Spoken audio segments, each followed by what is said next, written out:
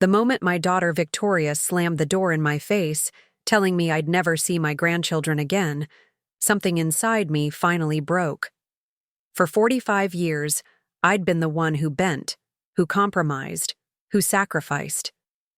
But standing there, on her porch in the rain, watching the door close on my grandchildren's faces pressed against the window, I decided this would be the last time anyone walked over Eleanor Jenkins.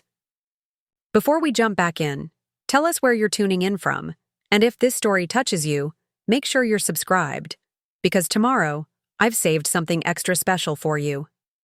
I was barely 20 when I had Victoria. Her father, Matthew, and I were high school sweethearts who married too young, dreaming of building something beautiful together. I still remember how tiny she felt in my arms that first day, how her fingers wrapped around mine with surprising strength. In that moment, I silently promised her everything, every opportunity, every advantage I never had growing up. My own childhood had been marked by instability.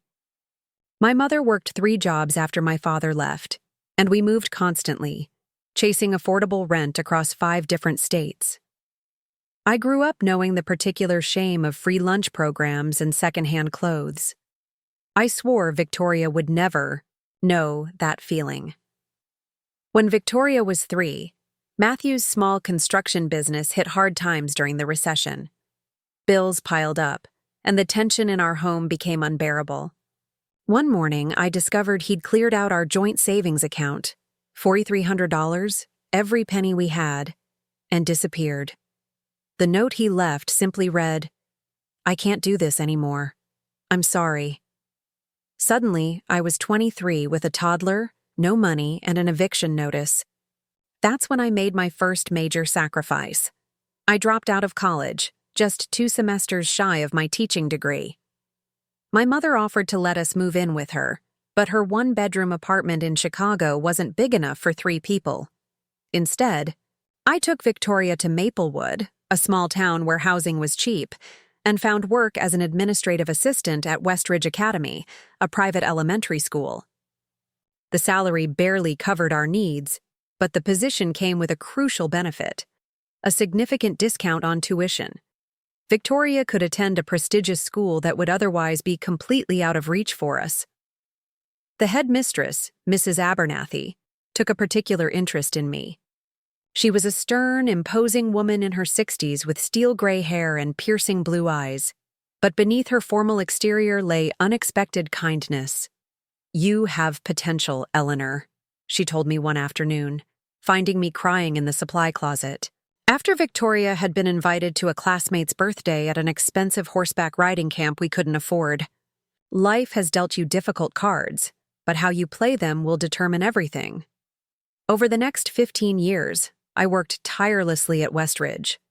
I started as a receptionist, but gradually took on additional responsibilities: organizing events, managing enrollment, coordinating with teachers, even filling in as a substitute when needed. Mrs. Abernathy became my mentor, teaching me every aspect of running the school. My salary improved modestly, but we still lived frugally in our small 2-bedroom apartment. Victoria thrived at Westridge. She was bright, popular, and ambitious. Everything I'd hoped she would become. When she was accepted to Princeton with a partial scholarship, I felt vindicated. Every sacrifice had been worth it, but I still couldn't afford the remaining tuition. That's when I made my second major sacrifice. I sold my mother's house after she passed away. She'd managed to buy a small home just before her retirement, and it was meant to be my inheritance, my safety net. Instead, I liquidated it to fund Victoria's education. "Mom, are you sure?" Victoria had asked, her acceptance letter still clutched in her hand. "That's all you have." "I'm sure," I said, hugging her tightly. "This is your future. Nothing is more important." At Princeton, Victoria met James Harrington, the son of a banking executive. Handsome, charismatic, and born into privilege, James represented everything Victoria aspired to: stability, social status, affluence. I was genuinely happy for her when they got engaged during their senior year, even as I noticed subtle changes in my daughter. Her phone calls became less frequent, her visits home shorter. She began making comments about our apartment, our furniture, even the way I dressed. "Mom, you should really update your wardrobe," she said during one holiday visit. "These clothes make you look older than you are." I didn't tell her that I still shopped at thrift stores, that I'd been making payments on her student loans in secret, determined she would graduate debt-free. After their graduation, Victoria and James married in a lavish ceremony that his parents insisted on hosting at their country club. I felt painfully out of place among the Harringtons' wealthy friends, aware of my discount store dress and costume jewelry. Victoria introduced me briefly to her new in-laws, then spent the remainder of the evening circulating among James's connections. "Eleanor," Mrs. Harrington said when we were momentarily alone, her eyes assessing me over her champagne glass. "Victoria, tells us you work at some little school?" "Westridge Academy," I said. "I've been there for almost 20 years now."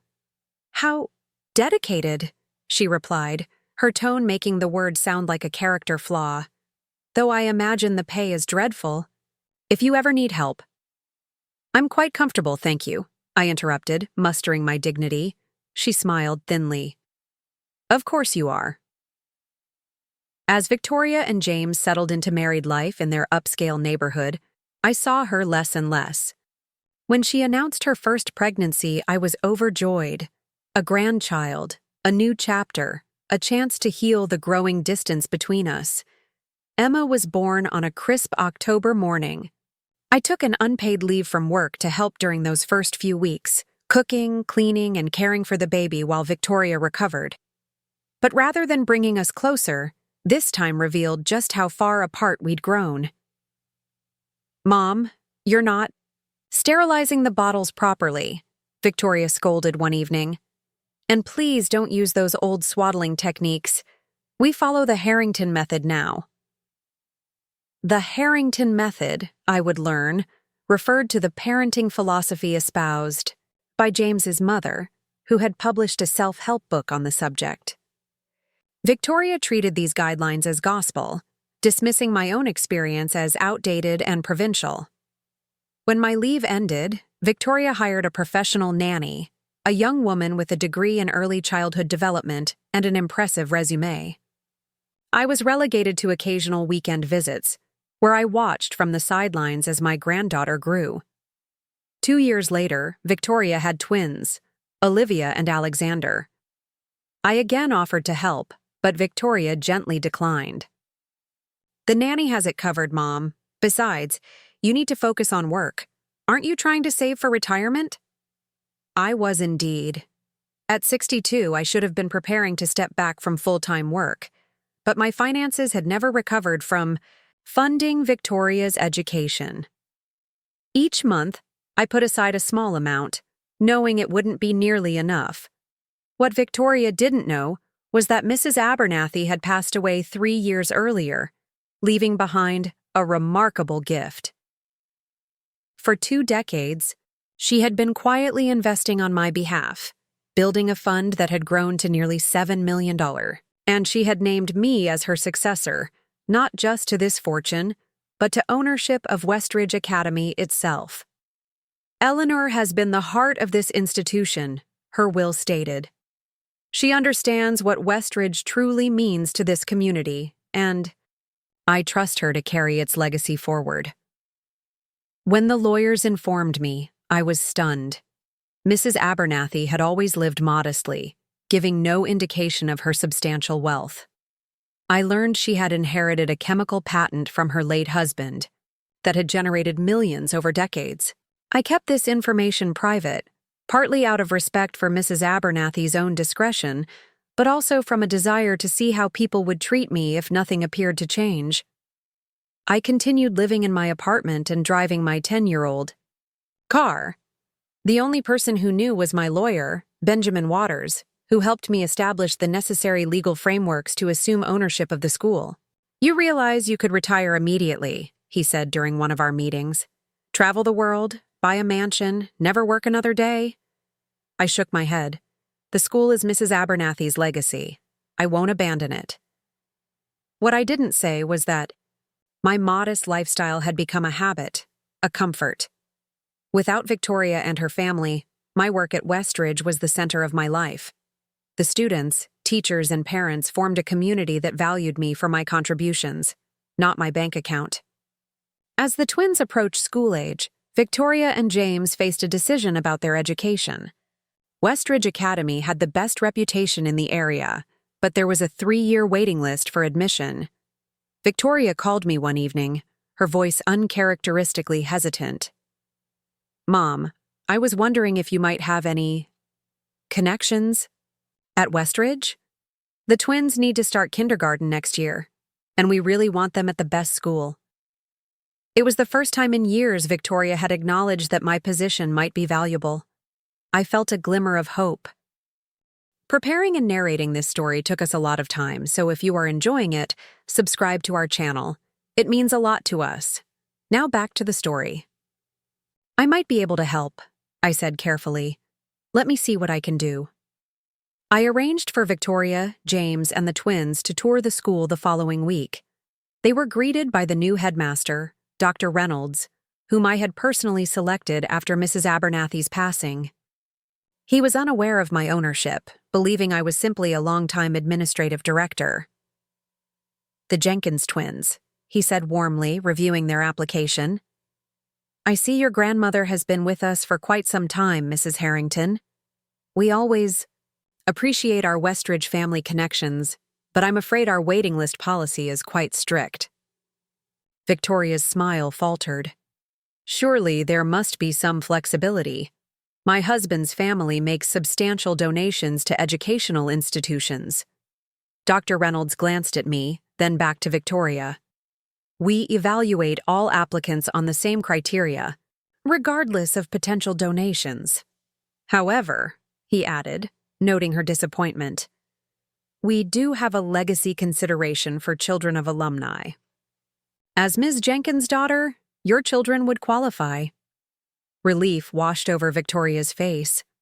She barely acknowledged my role in this exception, instead launching into questions about the curriculum and facilities.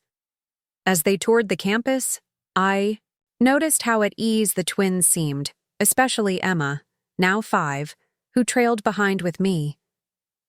"Grandma," she whispered, slipping her small hand into mine, "do you work here all the time?" "I do, sweetheart," I replied. "Then I want to come here," she said decisively. "We could have lunch together every day." Her words warmed my heart, but I knew better than to expect such simple pleasures. Victoria and James lived by a carefully orchestrated schedule, and spontaneous grandmother-granddaughter lunches wouldn't fit their plan. The twins and Emma were enrolled at Westridge the following semester. I deliberately kept my distance during school hours, respecting that this was their space. Occasionally, I would glimpse them on the playground or in the hallways, and they would wave excitedly. These small moments sustained me. For nearly 2 years, we settled into a comfortable rhythm. Victoria became involved with the Parents Association, organizing fundraisers and volunteering at school events. During these functions, she would acknowledge me cordially, sometimes even inviting me to join their family for dinner afterward. I began to hope that Westridge might bridge the gap between us, providing common ground where we could rebuild our relationship. But I was unprepared for how quickly everything would unravel. The catalyst was, ironically, a school fundraiser, a bus day charity auction to renovate the library. Victoria had been appointed chair of the planning committee, a position that elevated her standing among the wealthy Westridge parents. The event was held at the Harrington Country Club, transforming the ballroom into an elegant auction venue. I attended in my capacity as administrative director, wearing a simple black dress I'd owned for years. Victoria was resplendent in designer evening wear, moving confidently among guests who represented the city's elite. I hung back, helping where needed but careful not to intrude on her moment. During the live auction, A bidding war erupted over a luxury vacation package.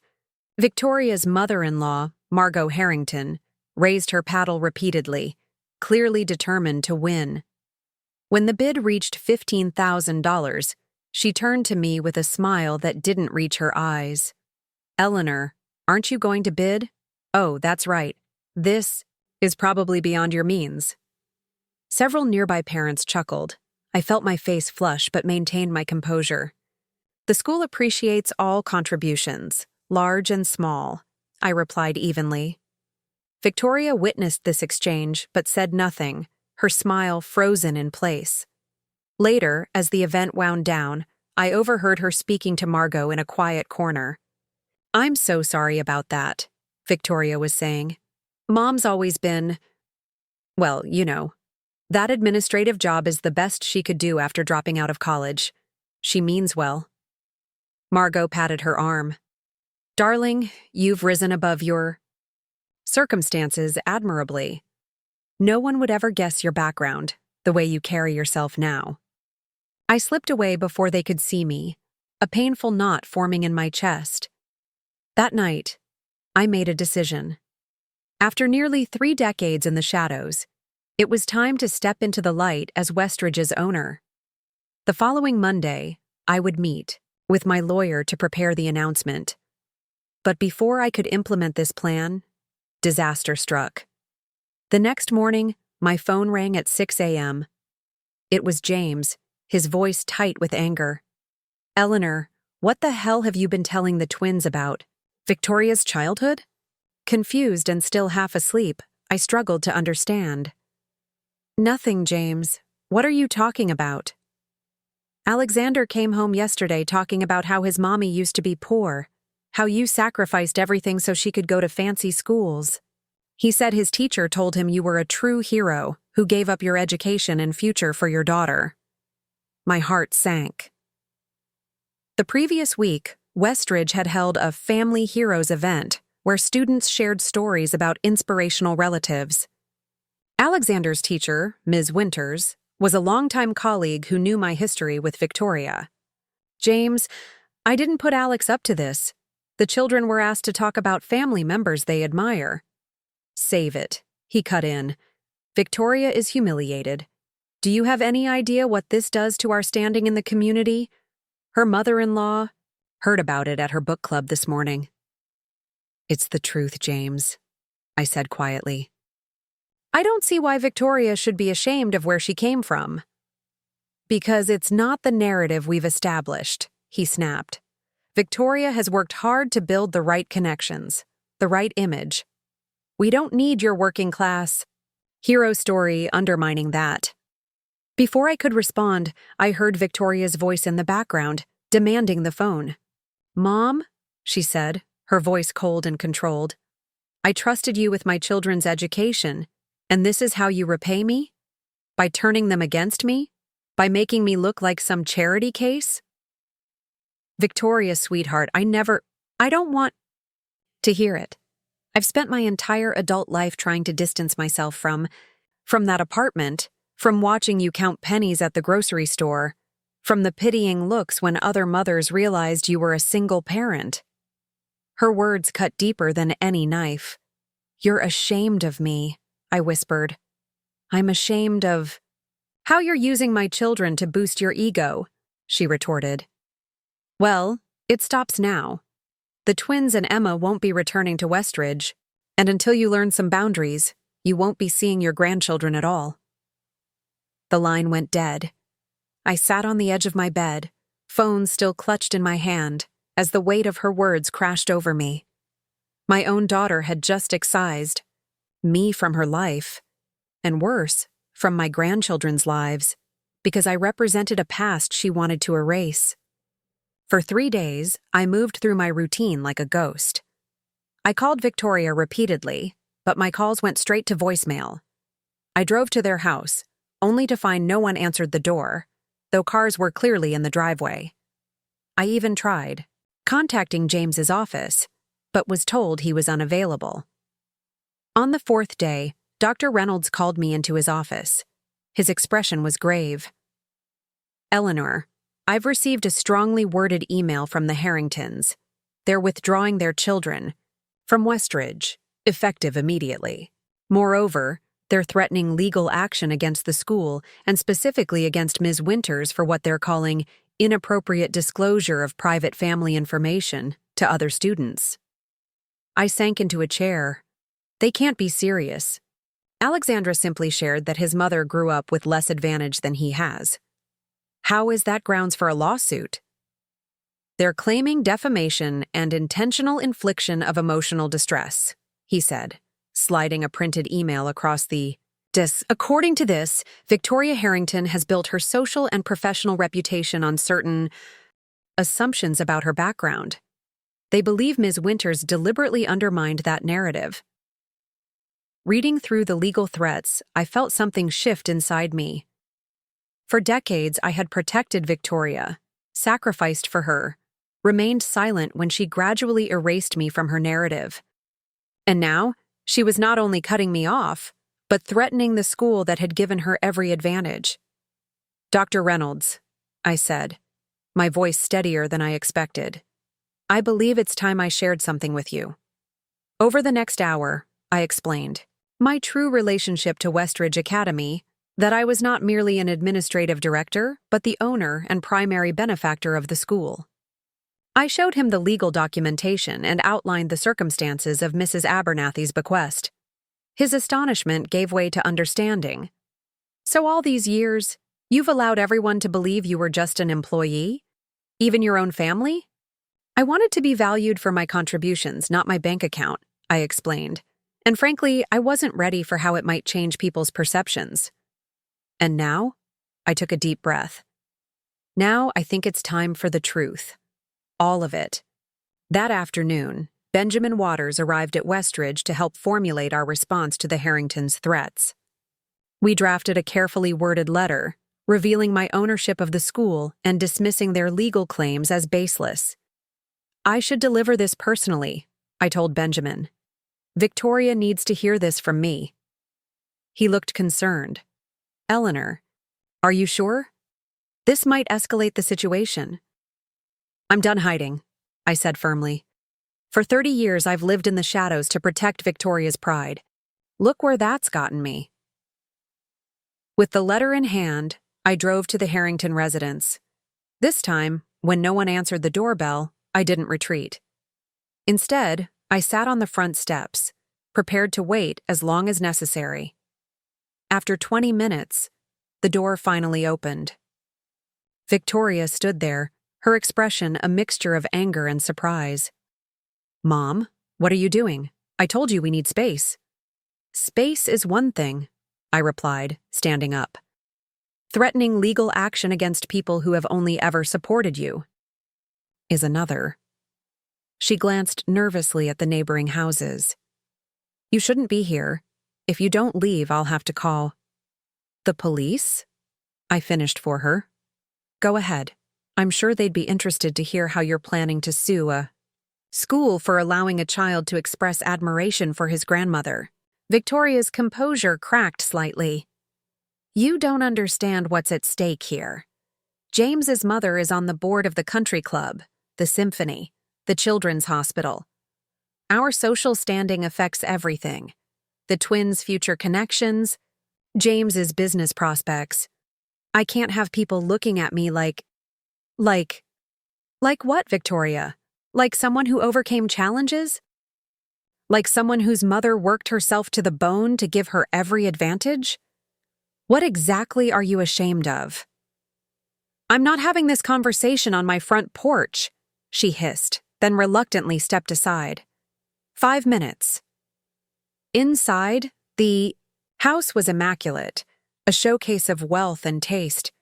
Photos of the children lined the hallway, but I noticed none included me. We entered the living room, where James was working on a laptop. He closed it immediately, his expression hardening, when he saw me. Victoria, I thought we agreed. It's fine, she interrupted. Mom was just leaving after she says whatever she came to say. I handed her the letter. This is the official response from Westridge Academy to your legal threats. I suggest you read it carefully. Victoria tore open the envelope and skimmed the contents, her face paling with each paragraph. When she reached the revelation about my ownership, she looked up, disbelief written across her features. "This can't be real," she whispered. You own Westridge? The entire school?" James snatched the letter from her hands, his eyes widening as he read. $7 million? Your mother has been sitting on a $7 million fortune while we've been paying full tuition? "Mrs. Abernathy left me more than money," I said quietly. "She left me her legacy, her vision for what education should be. A vision I've upheld for nearly a decade now, without anyone realizing who was really signing the checks."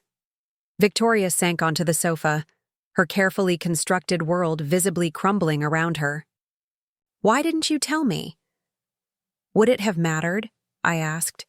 "Would you have treated me differently if you'd known I had money? Would you have stopped being ashamed of where you came from, of who I am?" She had no answer. "For 30 years, I've watched you distance yourself from me, from your roots. I've stood by while you crafted a narrative that erased every sacrifice I made. I kept silent when you implied to your in-laws that I was some sort of failure. And now, you've banned me from my grandchildren's lives because a 7-year-old expressed pride in his grandmother." James cleared his throat. "Eleanor, I think there's been a misunderstanding. We never intended to cut you off permanently. We just needed some boundaries." "Save it, James," I interrupted. I heard Victoria clearly, and now I'm setting some boundaries of my own. The lawsuit against Westridge ends here. The children are welcome to return to school. In fact, I'll personally guarantee their places. But this pretense ends today. I turned back to Victoria, whose eyes were brimming with tears. "I've spent my life trying to give you everything, Victoria. I sold my only inheritance so you could attend Princeton. I've lived in the same apartment for 20 years so you could graduate debt-free. I kept my ownership of Westridge private because I wanted to be valued for who I am, not what I have." "Mom, I didn't know," she began. "You didn't want to know," I corrected gently. "It was easier to reimagine your background than to acknowledge that your opportunities came at a cost, my cost." Victoria wiped her eyes. "What happens now?" "Now," I said, "we tell the truth, all of it. To your children, to the Harringtons, to everyone. No more hiding, no more shame. And maybe, if we're honest with each other, we can build something real." I turned to leave, pausing at the door. The children have a family history project due next week at Westridge. If they're returning, perhaps you could help them with it. The real history this time. As I walked to my car, the front door opened again. I expected Victoria or James, but instead, it was Emma, running down the steps in her pajamas. "Grandma, wait," she called, throwing her arms around my waist. "Are you coming back?" I knelt, down to her level, brushing a strand of hair from her face. "I never left, sweetheart. And I never will." Looking into her eyes, so like Victoria's, so like my own, I saw the future unfolding with new clarity. The truth, however uncomfortable, had finally set us all free. Behind Emma, Victoria stood in the doorway, her expression unreadable. But she didn't call her daughter back inside. Instead, she watched us, perhaps seeing for the first time what had always been there. The unbreakable thread that connected 3 generations of women, stronger than pride, stronger than shame, stronger even than betrayal. It was a beginning. The week following my confrontation with Victoria and James was eerily quiet. No calls, no texts, no further legal threats. I carried on with my duties at Westridge, while privately finalizing the paperwork to officially declare my ownership. Benjamin Waters, my attorney, urged caution. "Once this becomes public, everything changes," he warned during our meeting. "You've lived anonymously for so long, Eleanor. Are you prepared for the attention, the questions, the people who'll suddenly want to be your best friend?" I smiled wryly. At 62, I'm a bit old for new best friends, Benjamin. Besides, I'm not announcing this to become a local celebrity. I'm doing it because I'm tired of shadows. He nodded, understanding passing. Between us. Benjamin had been handling my legal affairs since Mrs. Abernathy's passing. He knew better than most how carefully I'd guarded my privacy, how deliberately I'd avoided drawing attention to my financial situation. "We'll issue the press release Monday morning," he said, sliding the finalized document across his desk. "I've arranged for Dr. Reynolds to hold a staff meeting first thing, so your colleagues hear it from you rather than the news." That Friday afternoon, I sat alone in my modest office at Westridge, surrounded by 30 years of memories. Photographs of graduating classes lined the walls. Thank you cards from parents and students filled a bulletin board. In one corner stood a small bookshelf with yearbooks dating back to when Victoria first enrolled. I pulled out her senior yearbook, flipping to her class photo. Victoria Harrison, most likely to succeed. Her smile was confident, radiant with possibility. I traced my finger over her face, remembering the girl who used to fall asleep with her head on my lap while I reviewed enrollment paperwork late into the night. Somewhere between that moment and now, I'd lost her. A gentle knock interrupted my thoughts. Looking up, I was startled to see Emma standing in my doorway, still wearing her school uniform, though classes had ended hours ago. "Emma, what are you doing here, sweetheart? Where's your mother?" She shuffled into the office, clutching a worn purple backpack. "Mom doesn't know I'm here. Ms. Peterson was having after-school art club, and I told Mom I wanted to stay. Then I snuck over to find you." My heart clenched. Victoria would be furious if she knew Emma had sought me out against her explicit instructions, yet I couldn't turn my granddaughter away. "Come sit down," I said, patting the chair beside my desk. "Does your mom know where you are now?" Emma shook her head, her eyes downcast. "She's picking me up at 5. That's in 20 minutes. "We should call her," I began, reaching for my phone. "No!" Emma exclaimed, her eyes filling with tears. "Please, Grandma, I just wanted to see you. Everyone says we're not coming back to school here, and you're not allowed to come to our house anymore. And I don't understand why." I sighed, setting down the phone. Sometimes adults have disagreements that are complicated to explain. "Is it because Alexander said you were poor?" Mom got really mad when he said that. Out of the mouths of babes. I chose my words carefully. "Your mother and I have different ideas about what's important to share about our family history. It's not about being poor or rich. It's about understanding where we come from." Emma considered this, her small face scrunched in concentration. "Well, I think it's cool that you helped Mom go to college and everything. That's what Alexander told me. He said his teacher said you're a hero." Despite everything, I smiled. Ms. Winters is very kind, but I was just being a mom. That's what parents do. They try to give their children the best opportunities they can. Then why is Mom so mad about it? How to explain social climbing to a 7-year-old? How to articulate the complex shame Victoria felt about her origins? I settled for a simpler truth. Sometimes people want to focus on where they're going, not where they've been. Your mom has worked very hard to build the life you have now. Emma kicked her feet thoughtfully against the chair leg. "But you're part of where she's been, right? So does that mean she doesn't want you in where she's going?" The innocent question pierced straight through me. Before I could formulate a response that wouldn't disparage Victoria, Emma continued. "Olivia and Alexander and me, we decided we don't want to go to a different school. We like it here, and we really, really miss you, Grandma." I pulled her into a hug, breathing in the scent of apple shampoo and childhood. "I miss you too, sweetheart. More than you know." We sat together for a few minutes, Emma showing me her latest art project, a family tree she'd been working on for class. I noticed she'd placed my name prominently near the top, with a heart drawn around it. Such a small thing, yet it filled me with warmth. "Grandma," she said suddenly, looking up at me with serious eyes, "if you owned a whole school, would you let kids see their grandmas whenever they wanted?" I blinked, taken aback by how close her hypothetical struck to reality. "I suppose I would, yes." She nodded solemnly.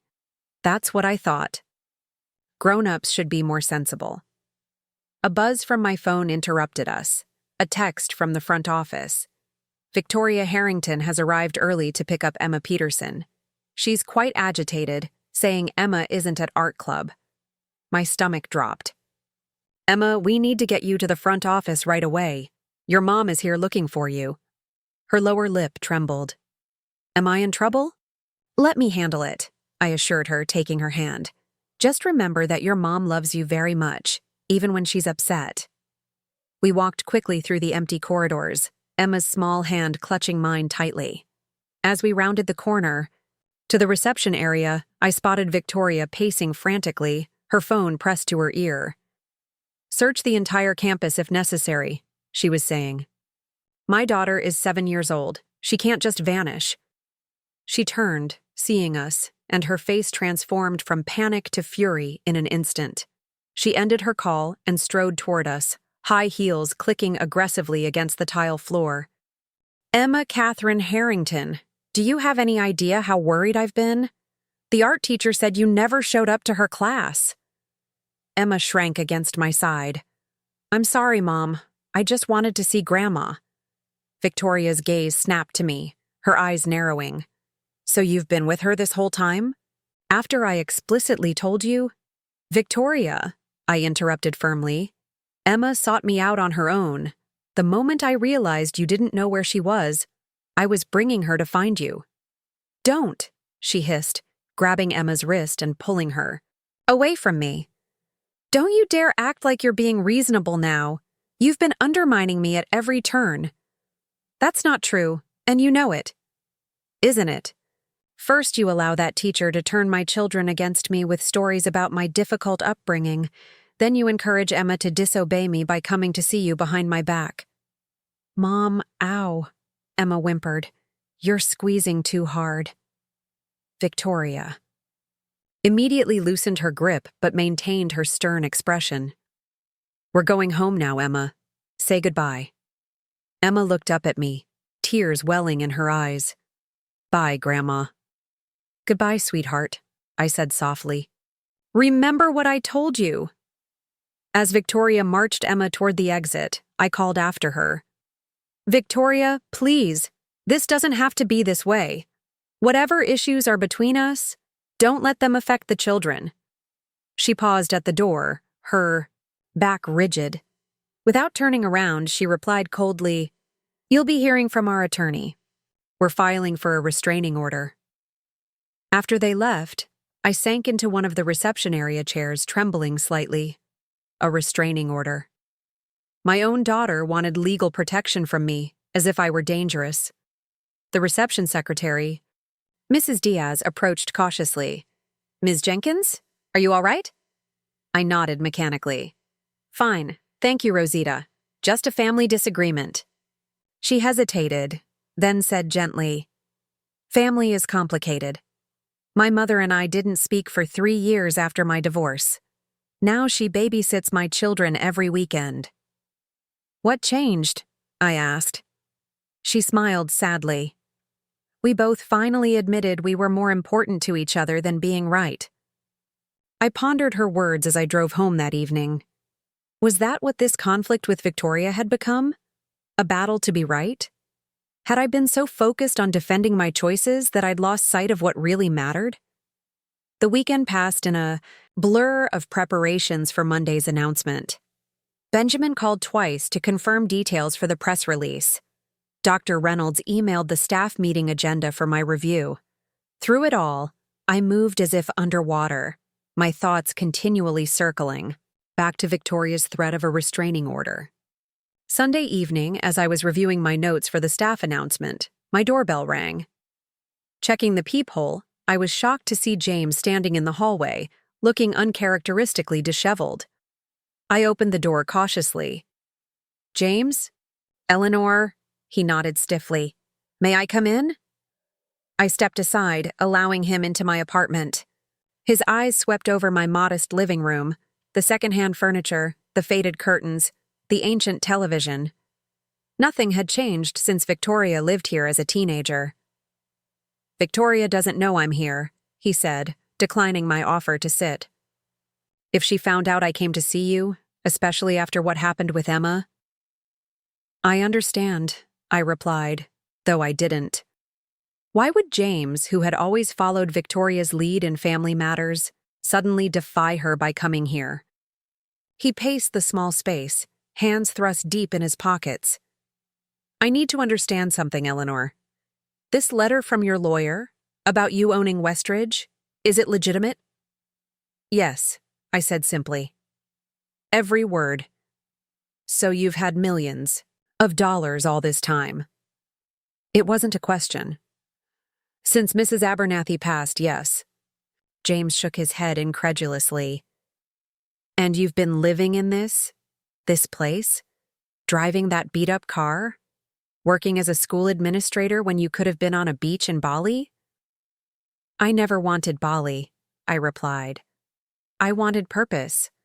Mrs. Abernathy gave me that along with the money. But why keep it secret? From everyone? From your own daughter? I gestured for him to sit, feeling suddenly tired of standing. This time he complied, perching awkwardly on the edge of my sofa. Do you know what it's like, James, to wonder if people value you for yourself or for what you can give them? I watched Victoria change when she entered your world, how she gradually adopted your family's values, their judgments, their dismissal of where she came from. I wanted to know if that change was permanent, or if somewhere inside she still remembered what really matters. James flushed, defensive. My family welcomed Victoria. Your family tolerated her, I corrected gently. They accepted her because she was willing to erase her past and embrace their standards of success. Tell me, if Victoria had insisted on acknowledging her background, our financial struggles, my single motherhood, this apartment, would your parents have been so accommodating? He didn't answer, which was answer enough. Now, I continued, imagine if I had suddenly announced I was worth millions. How would your family have treated me then? Would I have become acceptable overnight? Would Victoria's unfortunate history have been reframed as an inspiring tale of perseverance? James had the grace to look uncomfortable. You make us sound shallow. Not shallow, James. Human. We all want to belong. Victoria found belonging in your world, but the price was pretending to be someone she wasn't, someone who had no connection to poverty, to sacrifice, to this apartment. I chose not to pay that price. He was quiet for a long moment, studying his hands. Finally, he looked up. Victoria is filing for that restraining order tomorrow. She's convinced you're trying to turn the children against her, to make her look bad in front of the Westridge community. And what do you think? I asked. His expression was conflicted. I think Victoria has spent so long constructing this perfect image that she can't bear any cracks in the facade. And I think I've enabled that because it was easier than challenging her. Why are you telling me this, James? He stood, straightening his jacket. Because tomorrow, everything changes. Once your ownership of Westridge becomes public, Victoria's narrative collapses completely. She won't just be the daughter of a school administrator. She'll be the daughter who rejected her wealthy mother, who threatened legal action against her own family legacy. I hadn't considered how my announcement would affect Victoria's social standing. Would it make things worse? Would it drive her further away? The restraining order, James continued. It won't just keep you from the children. It will keep you from the school while the children are present. Victoria knows what she's doing. She's trying to force you to choose between your relationship with your grandchildren and your role at Westridge. My blood ran cold. She can't do that. I own the school. Ownership doesn't override a court order, Eleanor. And Victoria has my mother's entire social network behind her. Judges, lawyers, influential community members. The Harringtons protect their own. Are you threatening me, James? He shook his head wearily. I'm warning you. There's still time to find another way through this. What way? Continue hiding? Pretend I have no connection to my grandchildren? Allow Victoria to erase me from their lives because I'm an inconvenient reminder of where she came from? No, he said, surprising me. But maybe there's a compromise, a way for Victoria to save face while allowing you back into the family. I raised an eyebrow. I'm listening. Delay your announcement. Give me time to work with Victoria to help her see that embracing your true background, your success story, could actually enhance her standing, not diminish it. The wealthy philanthropist who worked her way up from nothing, who chose purpose over luxury. That's compelling, Eleanor. People respect that narrative far more than they respect inherited privilege. And if she refuses to see it that way? James reached into his pocket and withdrew a small USB drive, placing it on my coffee table. This contains documentation of every major donation the Harrington family has made to Westridge over the past 7 years. Substantial donations, Eleanor. My father is particularly proud of the new science wing that bears his name. I stared. At the drive, understanding dawning. You're giving me leverage. I'm giving you options, he corrected. I love Victoria, but she's wrong about this. The children need their grandmother. And frankly, they need to understand that success isn't just about projecting the right image. It's about integrity, hard work, and sometimes sacrifice. After James left, I sat holding the USB drive, turning it over in my hands. It felt wrong, somehow, like a betrayal, to use the Harringtons' financial information as ammunition against Victoria. Yet, wasn't that exactly what she was doing to me? Weaponizing my past, my choices, my relationship with my grandchildren? I barely slept that night, weighing James's suggestion against my planned announcement. By morning, I'd made my decision. I dressed carefully in one of my few good suits, applied minimal makeup, and drove to Westridge earlier than usual. Dr. Reynolds was already in his office, reviewing his notes for the staff meeting. He greeted me warmly, offering coffee and a sympathetic smile. Big day, he said. Nervous?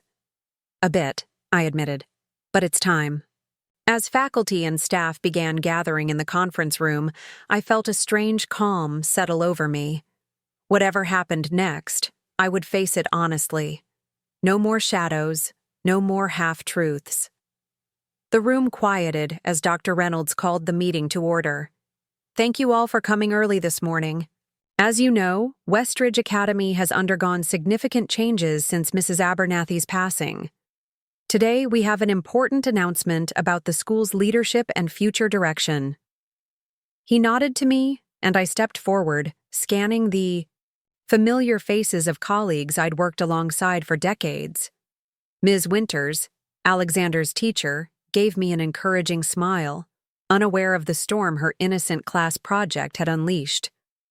For nearly 30 years, I began, I've had the privilege of serving Westridge Academy in various capacities, from receptionist to administrative director. What many of you don't know is that when Mrs. Abernathy passed away 8 years ago, she named me as her successor, not just as an administrator, but as the owner of Westridge Academy itself. A ripple of surprised murmurs swept through the room. Ms. Diaz, the receptionist who had comforted me after Victoria's visit, gasped audibly. Mrs. Abernathy believed in me when I was a young single mother struggling to provide for my daughter. She created opportunities for me when others saw only limitations. When she ultimately entrusted me with her legacy, I chose to honor that gift by continuing her work quietly, without drawing attention to my changed circumstances. I paused, making eye contact with various staff members. Today, that changes. Effective immediately, I am formally assuming my role as owner and chairperson of Westridge Academy's Board of Trustees. Dr. Reynolds will continue as headmaster, with my full support and confidence." The room erupted in applause, faces showing various degrees of shock, delight, and confusion. Dr. Reynolds stepped forward again, distributing copies of the press release that would be going out later that morning. As the meeting continued with logistical details, my phone vibrated in my pocket. A text from Benjamin. "Harrington lawyers just filed. Emergency hearing scheduled for 2 p.m. today." They'd moved faster than expected. Victoria wasn't waiting to see what I would do. She was striking first. I excused myself from the meeting, stepping into the hallway to call Benjamin. "How bad is it?" I asked without preamble. "Not good," he replied. "They're claiming emotional distress to the children, alleging you've engaged in a pattern of undermining Victoria's parental authority, and asking for a temporary restraining order pending a full hearing. Can they get it?" "The temporary order? Possibly. The judge assigned to the case plays golf with William Harrington." Of course he did. James had warned me about this. The Harrington Network, the influence they wielded in our community. "What are our options?" Benjamin hesitated. "Counterfile, obviously. We have a strong case. There's no documented history of conflict between you and Victoria. No evidence you've ever been anything but beneficial to the children's welfare. But Eleanor, this gets ugly fast. Family court is brutal, and everything becomes public record." I closed my eyes, leaning against the wall. In a few hours, my ownership of Westridge would be common knowledge. Shortly after, my family's private conflict would become courthouse gossip. Victoria and I would be formally adversaries, our relationship dissected by judges and lawyers. "There has to be another way," I murmured. "If you want my honest opinion," Benjamin said gently, "the best solution would be to resolve this privately, before the hearing. Once the court gets involved, positions harden, and reconciliation becomes much more difficult." I thanked him and ended the call, my mind racing. Resolve this privately? How, when Victoria wouldn't even speak to me, when she was actively trying? To legally bar me from my grandchildren's lives? Back in the conference room, the meeting was wrapping up. Colleagues approached to congratulate me, express surprise, ask questions about my plans for Westridge. I answered mechanically, my thoughts elsewhere. As the room emptied, Dr. Reynolds approached with concern. "Eleanor, is everything all right? You seem distracted." I considered confiding in him, but decided against it. My family drama shouldn't become school business, at least not yet. "Just processing the change," I said, forcing a smile. "It's been my secret for so long. It feels strange to have it in the open." He nodded understandingly. "Well, for what it's worth, I think Mrs. Abernathy would be proud. You've honored her vision while creating your own legacy here." His words sparked something in me. A memory of one of Mrs. Abernathy's favorite sayings. "Education isn't just about what we learn in classrooms, Eleanor. It's about what we learn from living." What lesson was I teaching my grandchildren through this conflict? What were Victoria and I modeling about family, about conflict resolution, about grace? I checked my watch. The press release would go out in 30 minutes. The court hearing was in 5 hours. In between, my life, and Victoria's, would irrevocably change. Making a sudden decision, I pulled out my phone and called James. "I need to see Victoria," I said when he answered. "Before the press release, before the hearing, just the two of us." "She won't agree to that," he replied. "Tell her I'll cancel the announcement. Tell her I'll sign whatever she wants regarding Westridge. Tell her." I paused, swallowing hard. "Tell her I'll give her what she's always wanted, freedom from her past. But I need to see her first, one last time." There was a long silence. "I'll try," he finally said.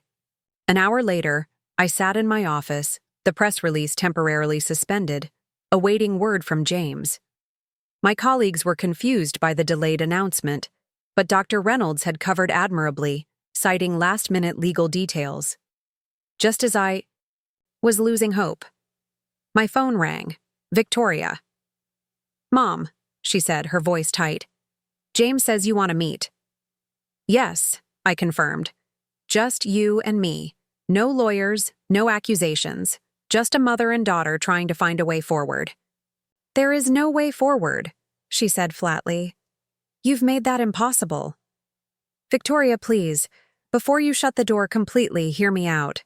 One conversation, that's all I'm asking."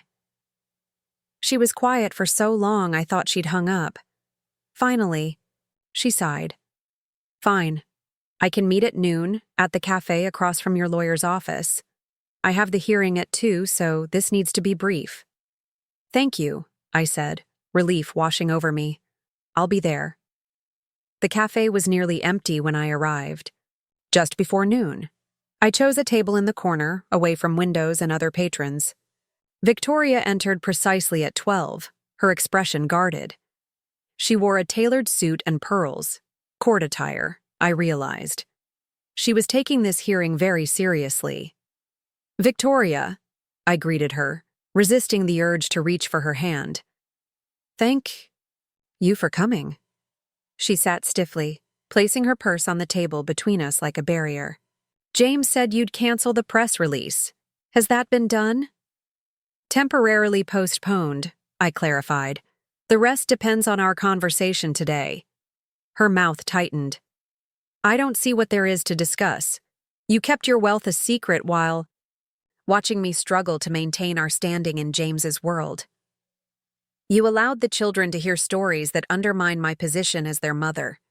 You've created chaos in our lives, and now you're threatening to publicly embarrass me by announcing you own the very school I just withdrew my children from. What exactly is your goal here, Mom?" The bitterness in her voice stung, but I forced myself to listen without becoming defensive. "My goal, Victoria, has always been the same. To see you happy, to be part of your life and the children's lives. That's all." "Then why the secrets? Why let me believe you were barely getting by all these years? Do you know how many nights I lay awake worrying about your retirement, feeling guilty that I couldn't help you more? Was that some kind of test?"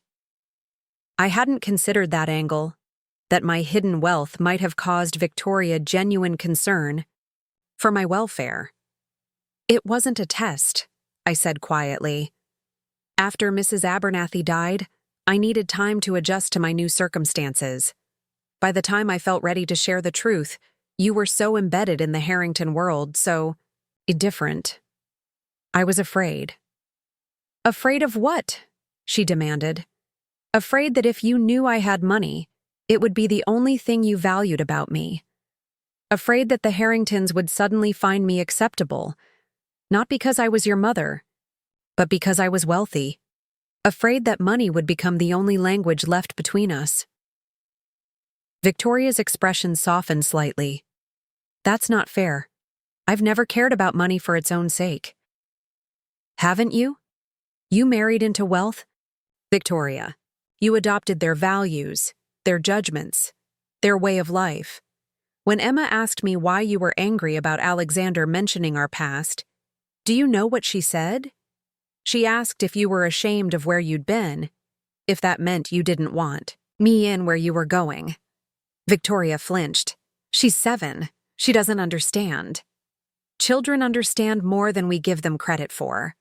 They see the truth we try to hide, that you've spent years constructing a narrative that excludes me, that denies your origins, that pretends you emerged fully formed into the Harrington world." "That's not true," she protested, but her eyes wavered. "Isn't it? Then why threaten legal action when Alexander mentioned I helped put you through college?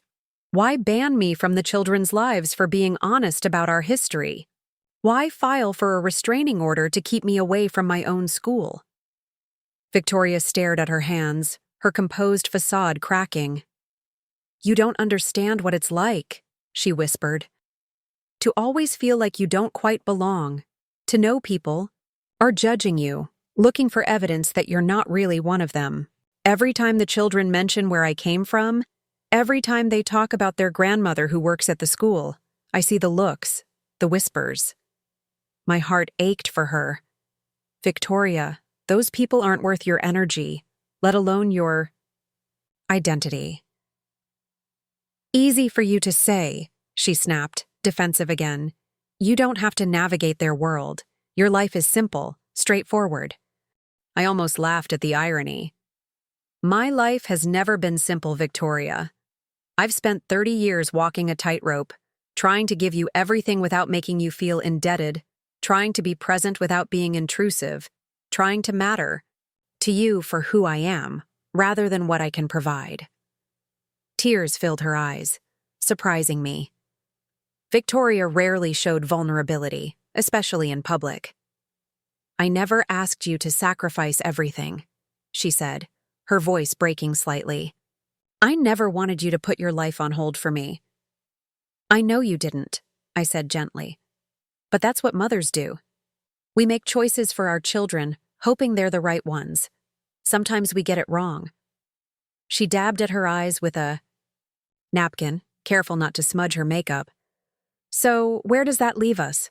I have lawyers waiting, a court hearing in 2 hours.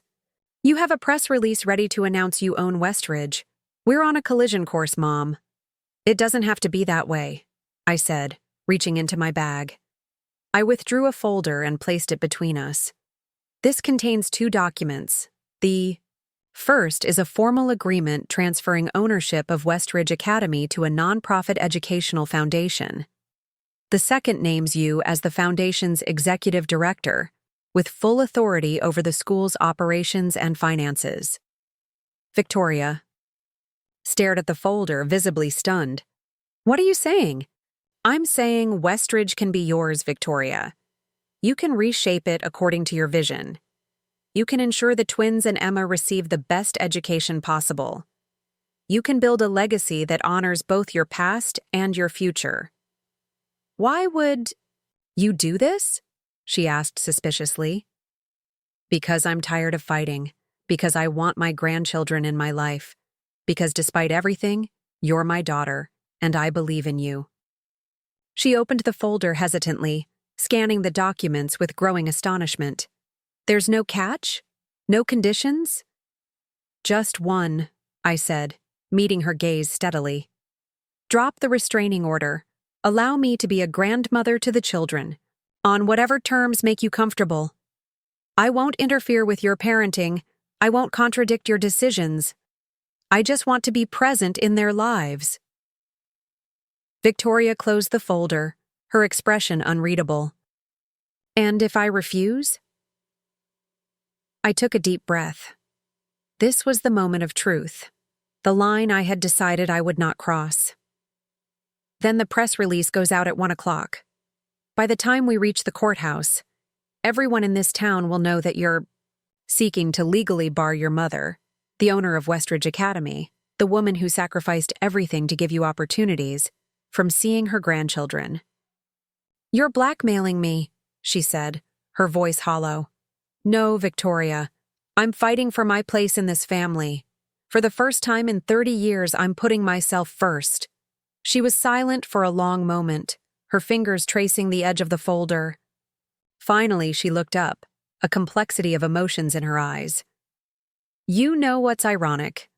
All these years I've been trying to prove myself worthy of the Harrington name, to show I belonged in their world despite where I came from, and now it turns out my own mother has more wealth, more influence than they do.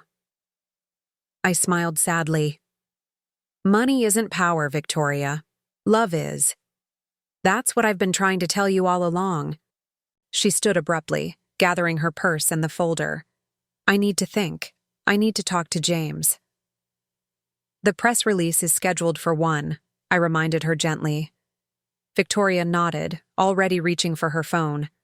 I know. You'll have my answer. Before then. As she walked away, I felt a curious mixture of hope and despair. I had finally stood my ground, finally spoken my truth. But at what cost? Would Victoria see this as an opportunity for reconciliation or the ultimate betrayal? 45 minutes later, my phone rang. Victoria's name flashed on the screen. I answered, my heart in my throat. "I've instructed my lawyer to withdraw the petition," she said without preamble.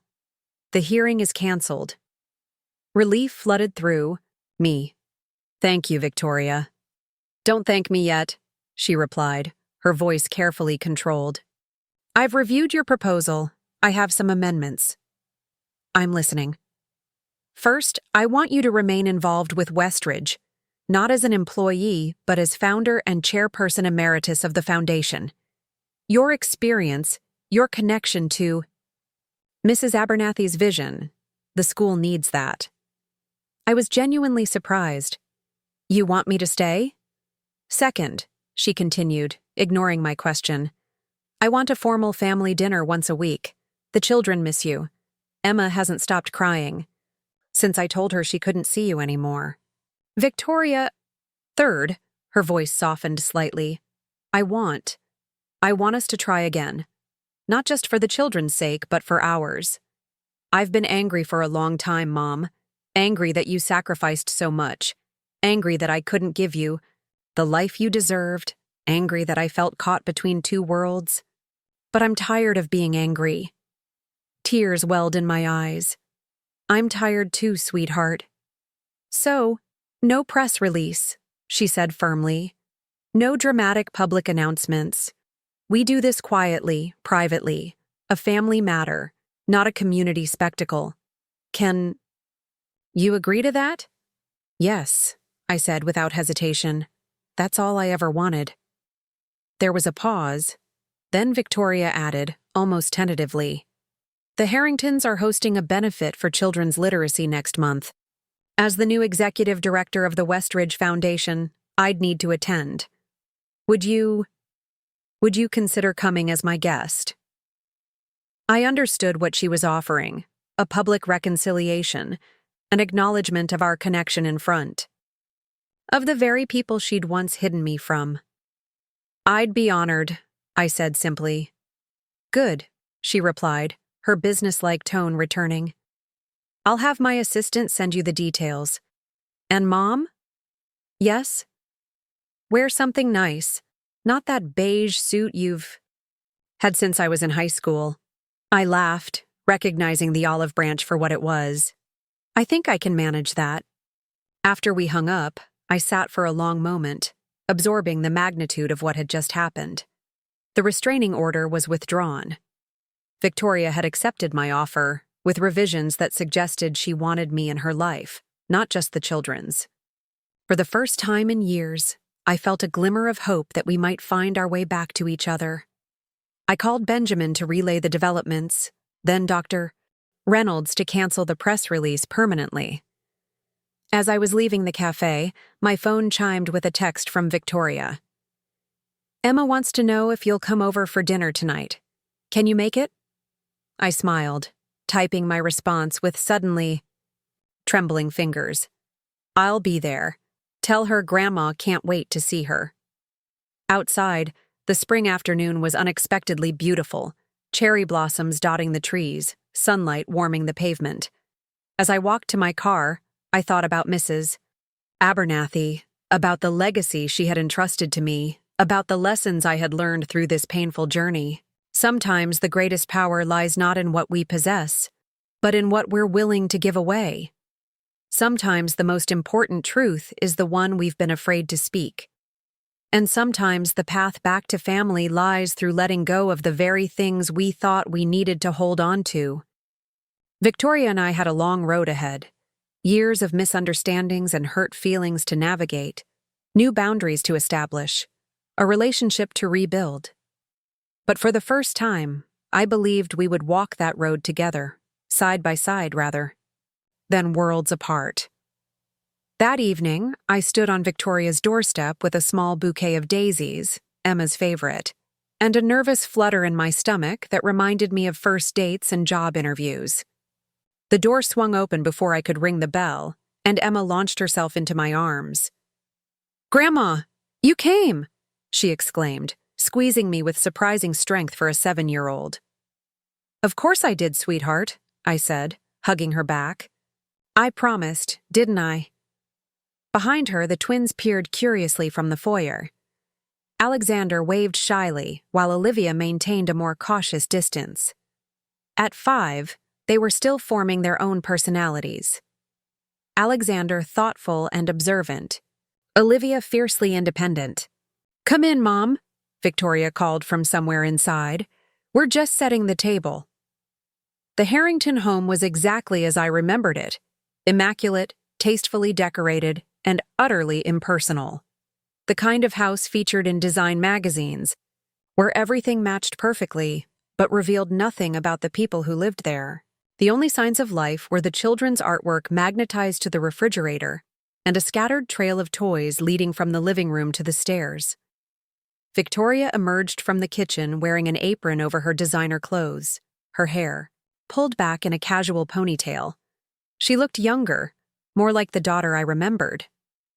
You brought flowers, she observed, her tone neutral but not unfriendly.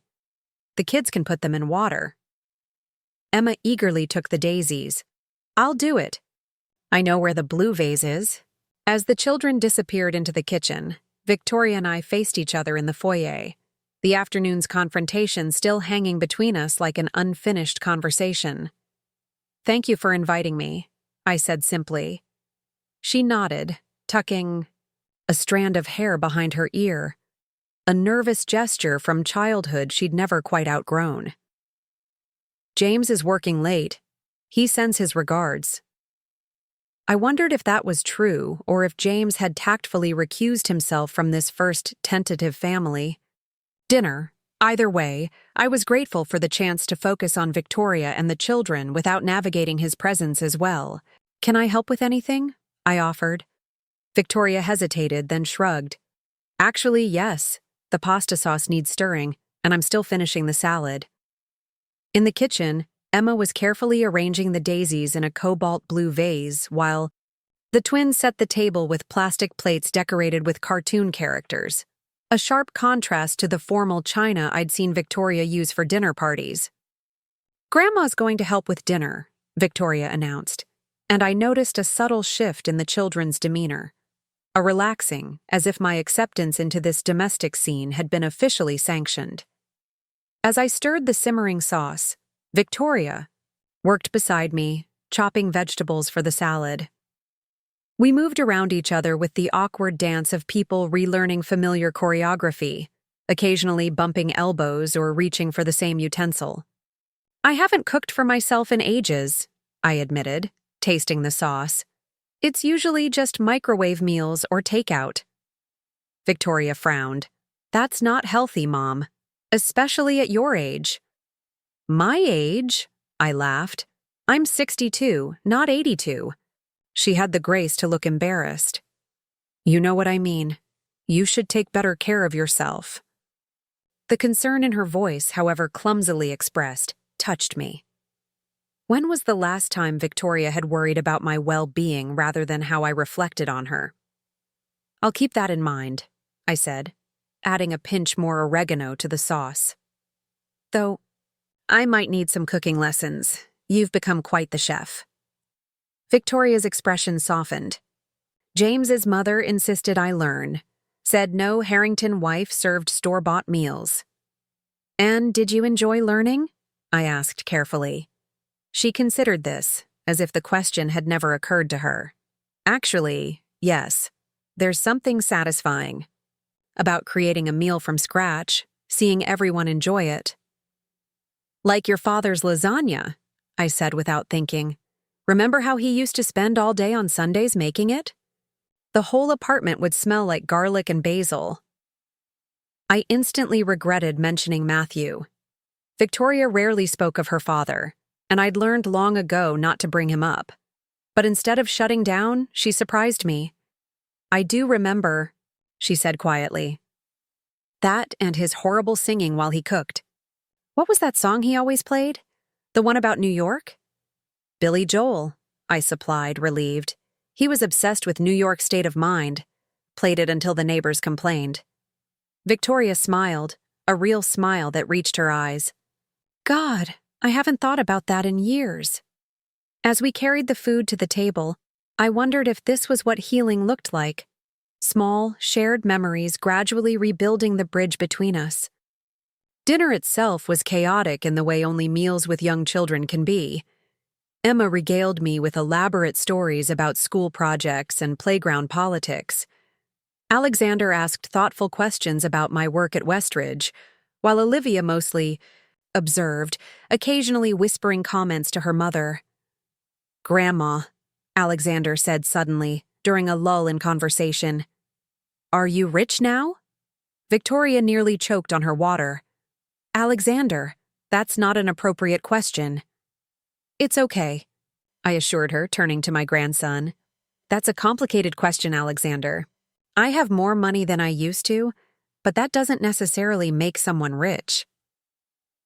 "But you own our school," he persisted, his 5-year-old mind grappling with this concept. "Mom said you're going to be the boss of the whole place." "Your mother and I will be working together," I clarified, glancing at Victoria. "She'll be running the foundation that owns the school, and I'll be helping." "So you're both bosses," Emma concluded logically. "That's good. Mom's really good at being the boss." Victoria laughed, tension easing from her shoulders. "Thank you for that ringing endorsement, Emma." "Will you still work at the front desk?" Alexander asked me. "I like seeing you when we come in." The innocent question hung in the air.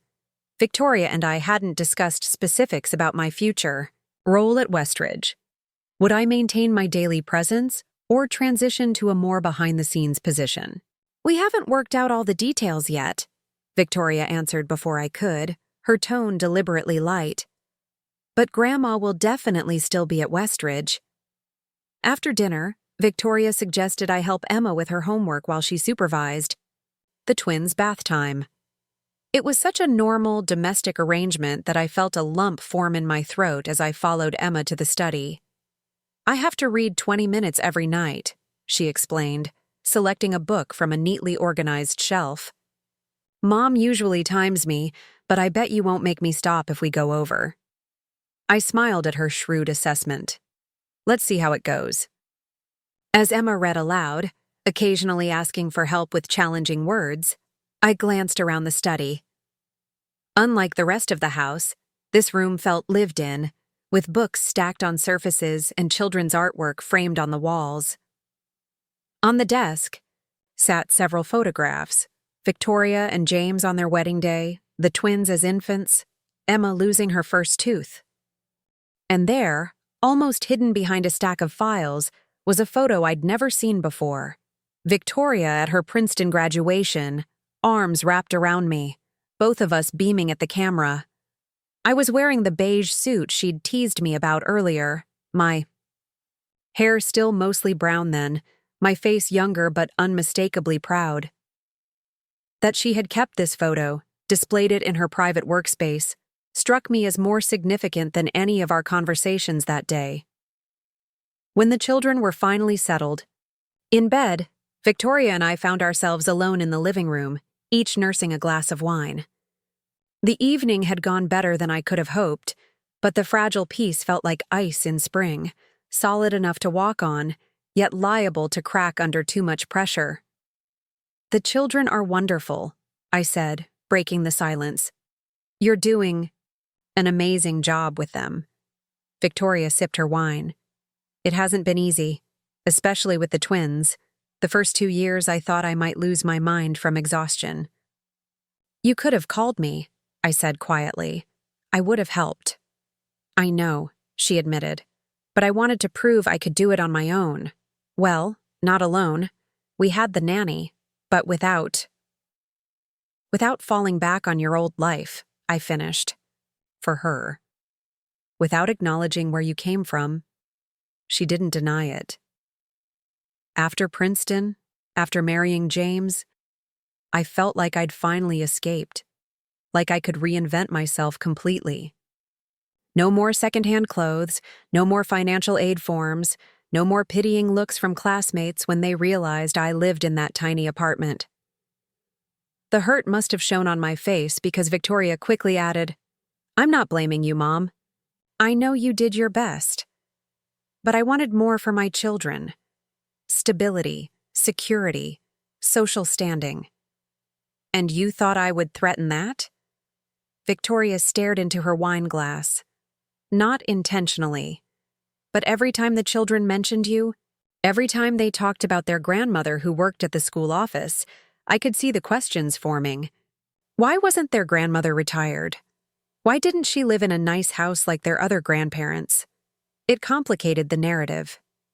Life is complicated, Victoria," I said gently. "Children understand that better than we think." She sighed. "Maybe. Or maybe I was protecting myself more than them. It's easier to move forward when you're not constantly reminded of the past." "Is that why you pulled away?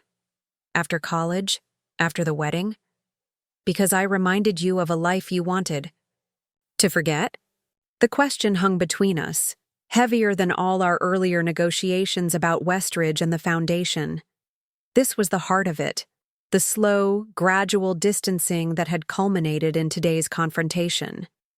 Victoria set down her glass, her fingers tracing the stem absently.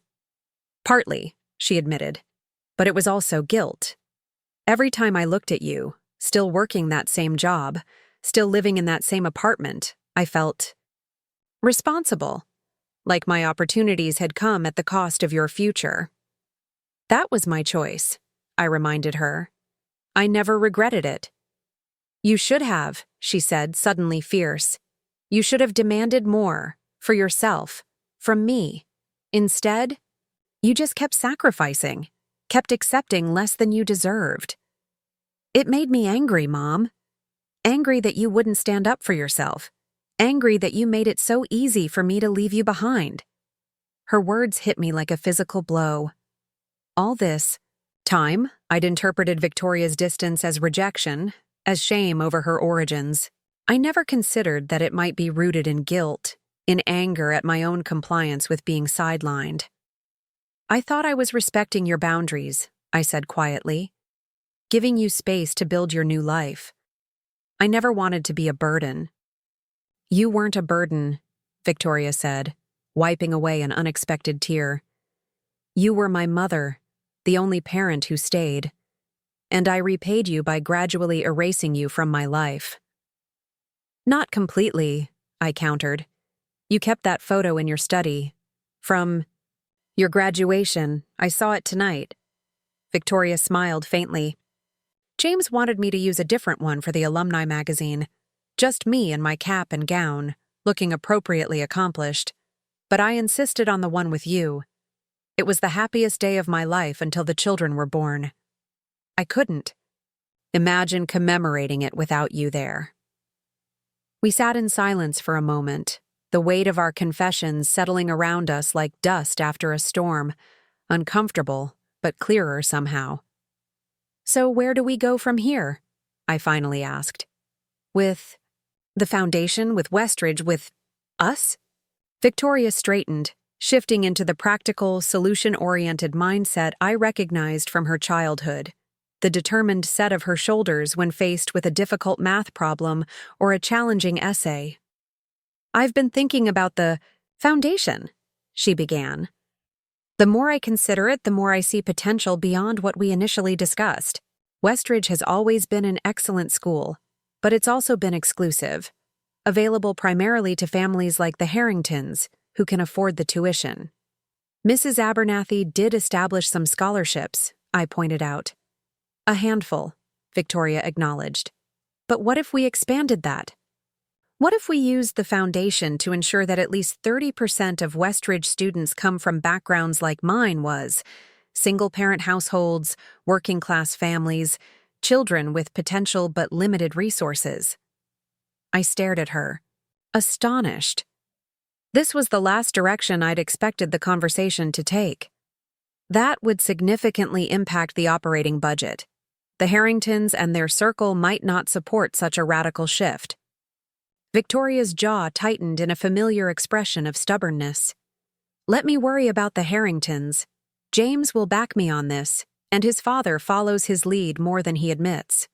Besides, we'll frame it as extending Westridge's legacy, ensuring its relevance for the next generation. You've given this some thought, I observed, intrigued by this glimpse of a Victoria I hadn't seen in years. Passionate, purposeful, unconcerned with appearances. I have, she admitted. Ever since Alexander came home talking about you, I've been thinking about my own childhood, about how different my life might have been without Westridge, without your sacrifices. There are so many children who never get that chance. And you want to provide it? She nodded, leaning forward. Mom, don't you see? This could be our legacy, yours and mine. A way to honor what you did for me by extending that same opportunity to others. Not charity, but investment in potential. The vision she described was compelling, far beyond my own modest hopes for reconciliation. This wasn't just about healing our relationship or securing my place in the children's lives. This was about transforming Westridge itself, making it a vehicle for the kind of opportunity that had changed Victoria's life. Mrs. Abernathy would have loved this idea, I said thoughtfully. She always believed education was the great equalizer. Then let's make it actually equalize, Victoria insisted. Starting with the next enrollment cycle, we'll need to develop criteria for the scholarships, community outreach programs to identify candidates, support systems to ensure these students thrive once admitted. As she outlined her plans, I saw a side of Victoria I'd glimpsed only rarely in recent years. The idealistic, determined young woman who had once written passionate essays about social justice in her Princeton applications. Somewhere beneath the Harrington veneer, that girl still existed. This won't be easy, I cautioned. Change never is, especially in institutions with long traditions. Victoria smiled, a genuine, unguarded expression that transformed her face. That's why I need you, Mom. You understand Westridge from the inside out. You've watched it evolve over 3 decades. You know where the resistance will come from and how to address it. We'd be partners then, I said, testing the word. Equals. Yes, she confirmed. No more secrets, no more pretending. Just 2 women with a vision for what education can and should be. The grandfather clock in the hallway chimed 10, startling us both. I hadn't realized how late it had grown, how absorbed we'd become in this unexpected planning session. I should go, I said reluctantly. It's a school night for the children. Victoria walked me to the door, our steps slower than necessary, both of us seemingly reluctant to end this newfound connection. Speaking of school, she said as she handed me my coat, the children will be returning to Westridge tomorrow. I've already emailed Dr. Reynolds to make the arrangements. They'll be happy about that, I said, thinking of Alexander's earnest questions and Emma's enthusiastic hugs. Especially Emma. Victoria hesitated, then added, I was thinking. The children usually have breakfast with the nanny before school.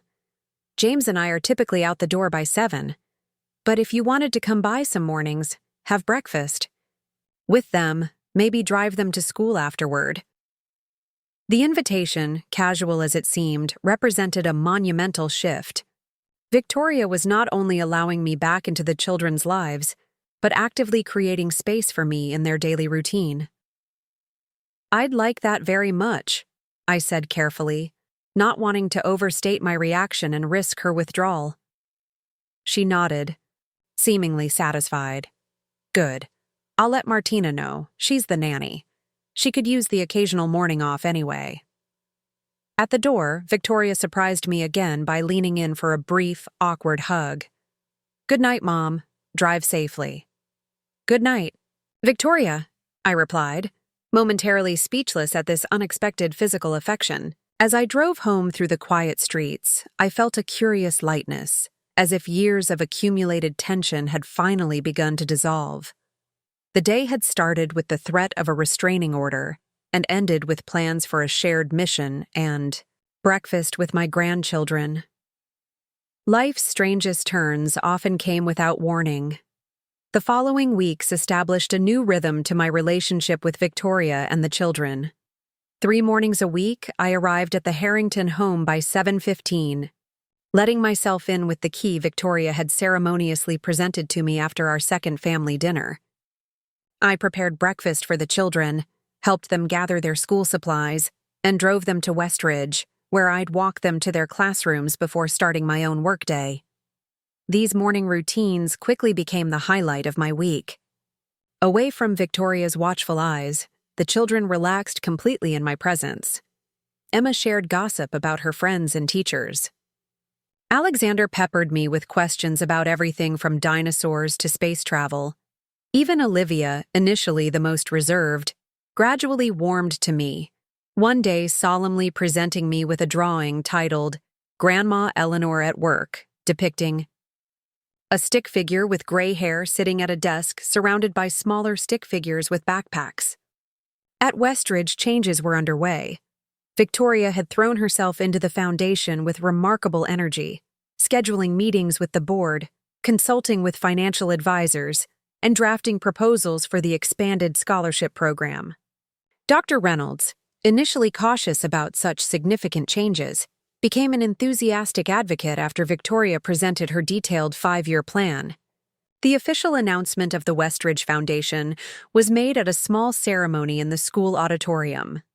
Victoria insisted I stand beside her at the podium as she outlined the foundation's mission and introduced me as its founding chairperson, Emeritus, a title we'd negotiated that acknowledged my historical role while clearly establishing her leadership going forward. Westridge Academy has always represented excellence in education, Victoria told the assembled parents, faculty, and local press. Today, we expand that commitment to ensure excellence is accessible to a diverse community of learners. My mother, Eleanor Jenkins, has dedicated 30 years to this institution. Her vision, along with that of the late Mrs. Abernathy, will guide us as we enter this new chapter. The applause was polite but reserved, particularly from the section where the Harringtons and their social circle were seated. William Harrington's face remained impassive throughout Victoria's speech, while Margot's tight smile suggested constrained disapproval. Only James applauded enthusiastically, his supportive gaze fixed on Victoria. Afterward, as we mingled with guests at the reception, Margot cornered me by the refreshment table, her diamonds glittering under the fluorescent lights. "Eleanor," she greeted me with artificial warmth. "What an interesting announcement. Victoria seems quite passionate about this project." "She is," I agreed neutrally. "The foundation represents an important evolution for Westridge." Margot's smile didn't waver, but her voice dropped to ensure only I could hear. "I must say, this sudden revelation about your financial situation has been quite the topic of conversation. One can't help wondering why you maintained the pretense of being just an employee all these years." "It wasn't a pretense, Margot. I was an employee, I still am in many ways. The ownership was unexpected, a gift from Mrs. Abernathy that I chose to honor quietly." She murmured, unconvinced. "Well, William and I are concerned about the direction Victoria is proposing. 30% scholarship students would significantly alter Westridge's character, don't you think? The exclusivity has always been part of its appeal." "Times change," I said simply. "Educational institutions must evolve or become irrelevant." Margot's smile tightened further. "Evolution is one thing, Eleanor. Revolution is another. Victoria may not fully appreciate the social implications of what she's proposing. The Harrington name carries certain expectations in this community." Before I could respond, Victoria appeared at my side, her timing suspiciously perfect. "Mother-in-law," she said sweetly, linking her arm through mine. "I see you've been chatting with my mother." "Just sharing some thoughts about your ambitious plans," Margot replied smoothly. William and I have some concerns, which I'm sure you'll outline in your capacity as a donor, Victoria interrupted, her tone pleasant but firm. But educational policy will be determined by the Foundation Board based on our mission and values. Now, if you'll excuse us, Dr. Reynolds is waiting to introduce us to the State Education Commissioner. As Victoria led me away, I whispered, "That was rather direct." She shrugged, a small smile playing at her lips. One of the advantages of finding out your mother secretly owns the school is realizing you don't have to placate people like Margot Harrington anymore. "Victoria," I admonished, though I couldn't suppress a laugh. "She's still your mother-in-law." "Yes, and I respect her accordingly," Victoria replied. "But I don't fear her disapproval the way I used to. There are more important things than maintaining the right appearance." This new Victoria, confident, purposeful, unconcerned with the Harringtons' social approval, was a revelation. In the weeks following the announcement, she threw herself into implementing the Foundation's initiatives with single-minded determination. She established a community advisory board that included educators from public schools, social workers, and representatives from neighborhoods that had never sent children to Westridge. She commissioned a complete review of the curriculum to ensure it reflected diverse perspectives and experiences. She even started a weekly column in the school newsletter highlighting stories of first-generation college students and educational pioneers. Not everyone embraced these changes. Several prominent Westridge families, including close friends of the Harringtons, withdrew their children in protest of the new direction. The school's wait list was long enough that these spots were quickly filled, but the social fallout was significant. Victoria found herself excluded from charity committees she had once chaired, uninvited from luncheons she had previously attended religiously, removed from group texts organizing social events. "Does it bother you?" I asked one evening, as we worked late in the Foundation office, reviewing applications for the pilot scholarship program. "Being ostracized by your old social circle?" Victoria considered the question, tucking a strand of hair behind her ear in that familiar gesture. "Less than I would have expected," she admitted. "Though I do worry about the impact on James. He has to work with these people." "And what does James think?" She smiled. "He's been surprisingly supportive. Said he married me for my mind, not my ability to organize galas for his mother's friends. Though I suspect part of him enjoys watching me upset the established order. James has always had a bit of a rebellious streak, carefully hidden beneath that corporate exterior. And the children, have they felt any fallout?" Victoria's expression sobered. "Some. Emma mentioned that Sophia Williams isn't allowed to come to our house for playdates anymore. Apparently, Mrs. Williams feels our family values have become questionable." "I'm sorry," I said, genuinely concerned. "Children shouldn't suffer for adult prejudices." "No, they shouldn't," Victoria agreed. "But it's also a valuable lesson about standing up for what you believe in, even when it costs you socially. That's not something I understood until recently." She fell silent, focusing on the application in front of her, but I sensed there was more she wanted to say. I waited, sorting through my own stack of papers, giving her the space to collect her thoughts. "You know," she finally continued, "all those years I spent trying to fit into the Harrington world, I never really felt like I belonged. I was always waiting for someone to point out I didn't deserve to be there, that I was fundamentally an imposter. Now that some of them have actually rejected me, it's almost a relief. The worst has happened, and I'm still standing." "More than standing," I observed. "You're building something meaningful, something that honors where you came from rather than erasing it." She nodded, a certain peace in her expression I hadn't seen in years. "I wish I'd understood sooner what you tried to teach me, that dignity doesn't come from what others think of you, but from what you know of yourself."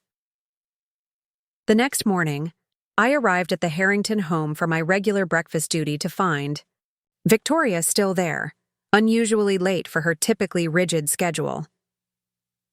"Everything okay?" I asked, helping myself to coffee from the pot she'd already brewed. "Fine," she assured me, though her expression was tense. "Just waiting for a call?" "From James.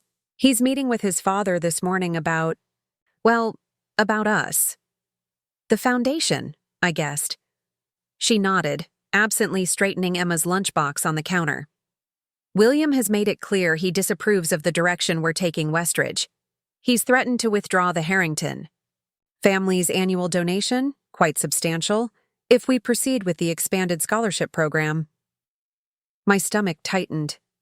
Despite our newfound financial security with Mrs. Abernathy's endowment, losing the Harrington donation would significantly impact our operating budget. "That's substantial leverage." "It is," Victoria acknowledged. "But it's also a test of me, of James, of what we truly value. James is telling his father this morning that while we appreciate the family's historical support of Westridge, we won't be changing our plans based on financial pressure." The implications were enormous. James was effectively choosing Victoria's vision, our vision, over his family's approval and financial support. It represented a profound shift in the power dynamics that had shaped their marriage from the beginning. "Are you concerned about the fallout?" I asked carefully. Victoria's phone rang before she could answer. She glanced at the screen, took a deep breath, and answered. "James? How did it go?"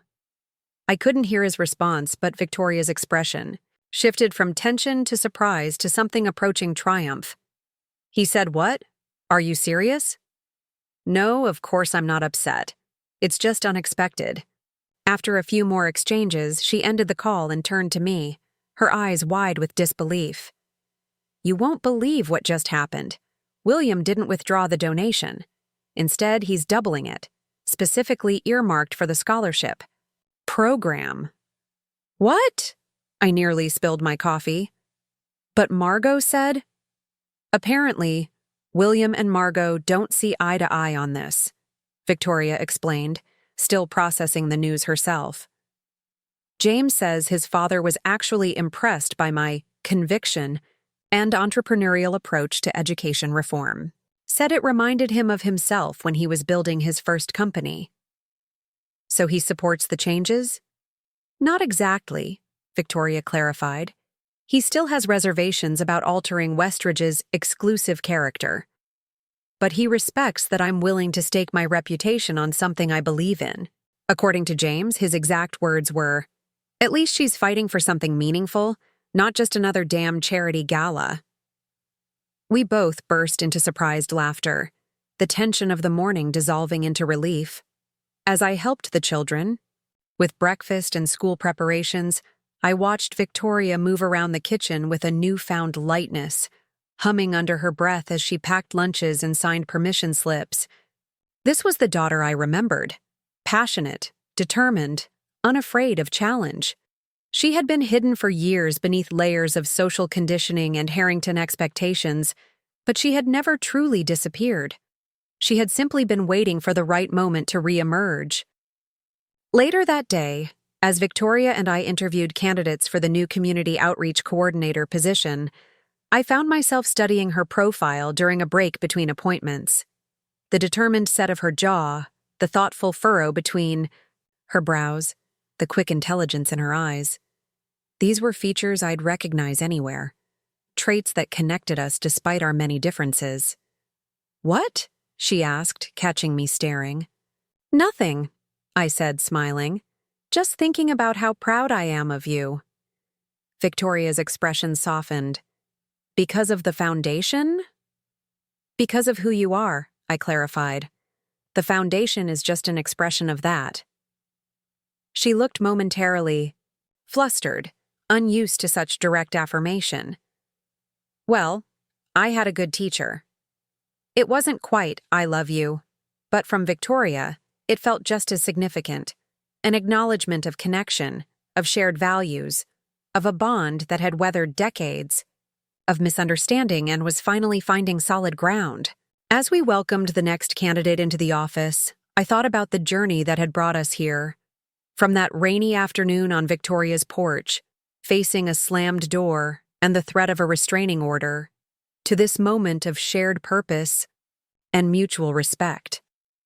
The path had been neither straight nor easy, but perhaps that made the destination all the more meaningful. Later that evening, as I prepared to leave the office, Victoria appeared in my doorway with an unexpected question. "Mom, how would you feel about moving?" I blinked, caught off guard. "Moving? Where?" The Westridge caretaker's house has been vacant since Mr. Peterson retired last year. It's on campus, just behind the athletic fields, a lovely little cottage with a garden. As chairperson emeritus, you'd be entitled to live there rent-free. It would put you closer to the school and to us. The offer took my breath away. The caretaker's cottage was charming, a 2-bedroom stone house with a wraparound porch and flowering trees in the yard. I'd always admired it when walking the campus grounds. But more significant than the property itself was what Victoria's offer represented. A permanent place for me not just in the Westridge community, but in her life and the children's lives. "Are you sure?" I asked, not wanting to read too much into the gesture. Victoria nodded, her expression open and genuine. "The children would love having you so close. Emma's already talking about weekend sleepovers at Grandma's cottage. And practically speaking, it would make our morning routines much simpler. The school bus passes right by on its route to campus." "It sounds perfect," I admitted, allowing myself to imagine morning coffee on that porch, weekends gardening with the children, evening walks around the campus I'd called home for 30 years. "Good," Victoria said decisively. "I'll have James draw up the paperwork. We can help you move next weekend if that works for you." As she turned to leave, I called after her. "Victoria?" She paused, looking back questioningly. "Thank you," I said simply. She smiled, a full, unguarded expression that reminded me of the little girl who used to run into my arms after school. "No, Mom, thank you for everything." As I drove home that evening to my apartment, the same one Victoria had grown up in, the one she'd been so eager to escape, I felt a sense of completion I hadn't experienced in years. The circle was closing, but not ending. Rather, it was expanding to include new possibilities, new connections, new understanding. In revealing the truth about Westridge, I had feared losing what little relationship remained with Victoria. Instead, that revelation had become the foundation for something stronger, more authentic than anything we'd built before. Not because of the money or the power it represented, but because it had forced us both to confront the painful truths we'd spent years avoiding. Victoria's shame about her origins, my fear of asserting my own needs, our mutual failure to communicate honestly about what really mattered. The future stretched before us now, uncertain but promising. The Westridge Foundation would face challenges as we implemented our new vision. Victoria would continue navigating the complicated social dynamics of the Harrington world. I would adapt to a new role, a new home, a new chapter in life I hadn't anticipated even a month ago. But for the first time in decades, we would face these challenges together.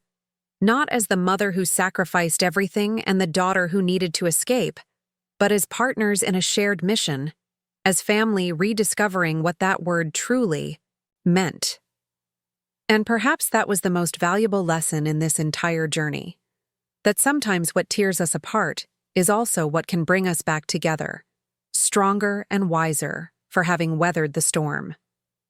2 months after settling into the caretaker's cottage, life had fallen into a rhythm that still sometimes felt like a dream. My mornings began with the children, breakfast at the cottage 3 days a week, a routine that brought structure to my days and joy to my heart. Emma had claimed the blue ceramic bowl as her special breakfast dish. Alexander insisted his toast be cut into precise triangles. Olivia, still reserved but warming gradually, had developed a fondness for helping me water the cottage garden before school. Victoria's pregnancy was progressing well, though morning sickness had taken its toll during the first trimester. At 13 weeks, she'd finally shared the news with the children, whose reactions were exactly as she'd predicted. Alexander's scientific curiosity, Emma's campaign for a sister, and Olivia's quiet concern, masked beneath careful smiles. Liv, as I'd taken to calling her, had begun spending extra time with me, often lingering after her siblings rushed off to play. One afternoon, as we planted bulbs in the garden for spring flowers, she finally voiced the worry she'd been carrying. "Grandma," she said, her small fingers carefully patting soil around a tulip bulb, "when the new baby comes, will you still have time for me?" The question pierced my heart with its innocent vulnerability. "Of course I will, sweet girl. Grandmas have unlimited love. It never runs out, no matter how many grandchildren there are." She considered this, her expression serious. "Mom will be busy with the baby. Dad, too." "They will," I agreed, "but they'll still love you just as much. And you know what? You'll have a special job as a big sister. That's very important. Alexander and Emma are already good at being big," she said doubtfully. "They don't need me." I set down my trowel, giving her my full attention. "Everyone needs you, Liv. You notice things others don't see. You feel things deeply. That makes you special, not just to me, but to your whole family." She leaned against me, soil-covered hands leaving smudges on my gardening apron. "Can I come here when the baby cries too much?" "Anytime," I promised. "This can be your quiet place whenever you need it." That evening, I shared Olivia's concerns with Victoria, who arrived to collect the children after a foundation meeting. "I've been worried about her," Victoria admitted, watching through the window as the children played on the small swing set James had installed in the cottage garden. "She's so contained, so careful not to make waves. Sometimes I think she believes she has to be perfect to be loved." "I can't imagine where she got that idea," I said dryly. Victoria winced. "Touché. I'm trying to do better with her, with all of them. But old patterns are hard to break." "She needs reassurance," I suggested. "Special time that's just for her, even after the baby arrives." "You're right," Victoria nodded thoughtfully. "Maybe we could start now, a regular mother-daughter outing, just the two of us. Something that's entirely hers, not shared with the twins." I smiled, pleased to see Victoria applying the insights she'd gained from our reconciliation to her relationship with her own children. She'd love that. As Victoria gathered the children for the drive home, I marveled at how naturally we'd fallen into this collaborative approach to parenting, sharing observations, offering suggestions, supporting each other's decisions without criticism or judgment. After years of distance, we'd developed a partnership that honored both her role as mother and my perspective as grandmother. The following week brought another significant development, my first official meeting with the Westridge board as the incoming headmaster. Victoria had prepared the ground skillfully, speaking individually with key board members to secure their support before the formal nomination. Nevertheless, I felt uncharacteristically nervous as I entered the boardroom. Dressed in a new suit Victoria had insisted on buying for the occasion. "You can't meet the board wearing that beige thing from the last century," she'd declared, dragging me to an upscale boutique where she selected a tailored navy ensemble that managed to be both professional and flattering. "You need to look the part, Mom." The board meeting went better than I could have hoped. Dr. Reynolds presented the succession plan, emphasizing my institutional knowledge and deep connection to Westridge values. Victoria outlined the proposed partnership between the foundation and school administration, carefully navigating the potential concerns about nepotism by stressing the separate governance structures and accountability measures.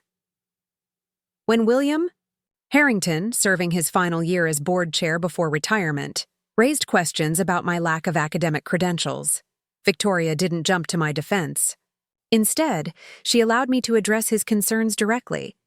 explaining the proposed partnership with an academic dean, highlighting my hands-on experience with every aspect of school operations, and articulating a vision for Westridge that honored tradition while embracing necessary evolution. "Mrs. Jenkins," William said finally, his tone measured but not unfriendly, "I've been on this board for 20 years. In that time, I've seen 3 headmasters come and go. Each arrived with impressive degrees and extensive administrative experience. Each struggled to truly understand what makes Westridge unique." He paused, adjusting his glasses in a gesture reminiscent of James. "Your approach is unconventional, but so was Mrs. Abernathy's decision to leave you the school. Perhaps what Westridge needs now isn't another academic administrator, but someone who embodies its heart and soul. Someone who has lived its mission from every angle." The board voted unanimously to approve my appointment, effective upon Dr. Reynolds' retirement the following June. As we left the meeting, Victoria squeezed my hand, her expression triumphant. "Even William voted yes," she whispered. "That's practically a miracle." "He sees the value in your vision for the foundation," I replied. "And in your judgment about me." She shook her head, amused. "No, Mom. He sees the value in you. We all do now." The autumn months passed in a blur of preparation for my new role, for Victoria's expanding foundation initiatives, for the baby's arrival in January. The cottage became the heart of our family life, hosting Sunday dinners, weekend, sleepovers, and holiday celebrations. James, initially reserved in these family gatherings, gradually relaxed into a warmer, more playful version of himself, building a treehouse with the children, experimenting with elaborate recipes in my modest kitchen, sharing stories about his own childhood that revealed unexpected commonalities with Victoria's experiences. "I never told anyone this," he confided one evening as we washed dishes after dinner, the children and Victoria engaged in a board game in the living room. "But my family wasn't always wealthy. My father's first business failed when I was 7. We lost everything: the house, the country club membership, my private school enrollment.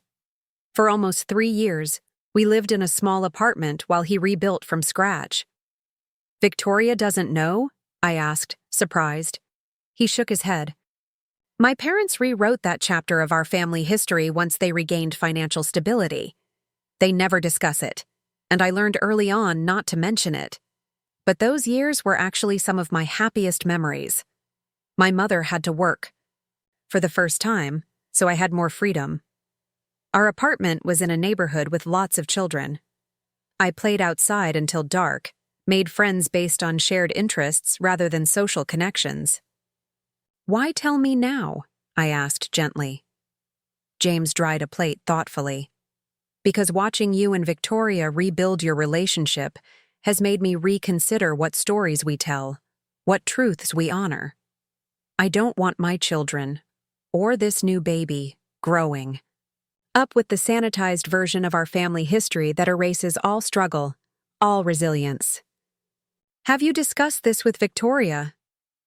"Not yet," he admitted. "But I will. She's changing, becoming more comfortable with where she came from. I think she might be ready to hear that the Harrington facade isn't as perfect as she once believed." This conversation gave me new insight into James, his support of Victoria's foundation initiatives, his willingness to challenge his parents' expectations, his genuine commitment to raising children with values beyond social status and financial success. There was more depth to him than I'd recognized, more complexity to his relationship with Victoria than I'd understood from the outside. As Christmas approached, the cottage transformed into a festive haven, with handmade decorations created by the children adorning every surface.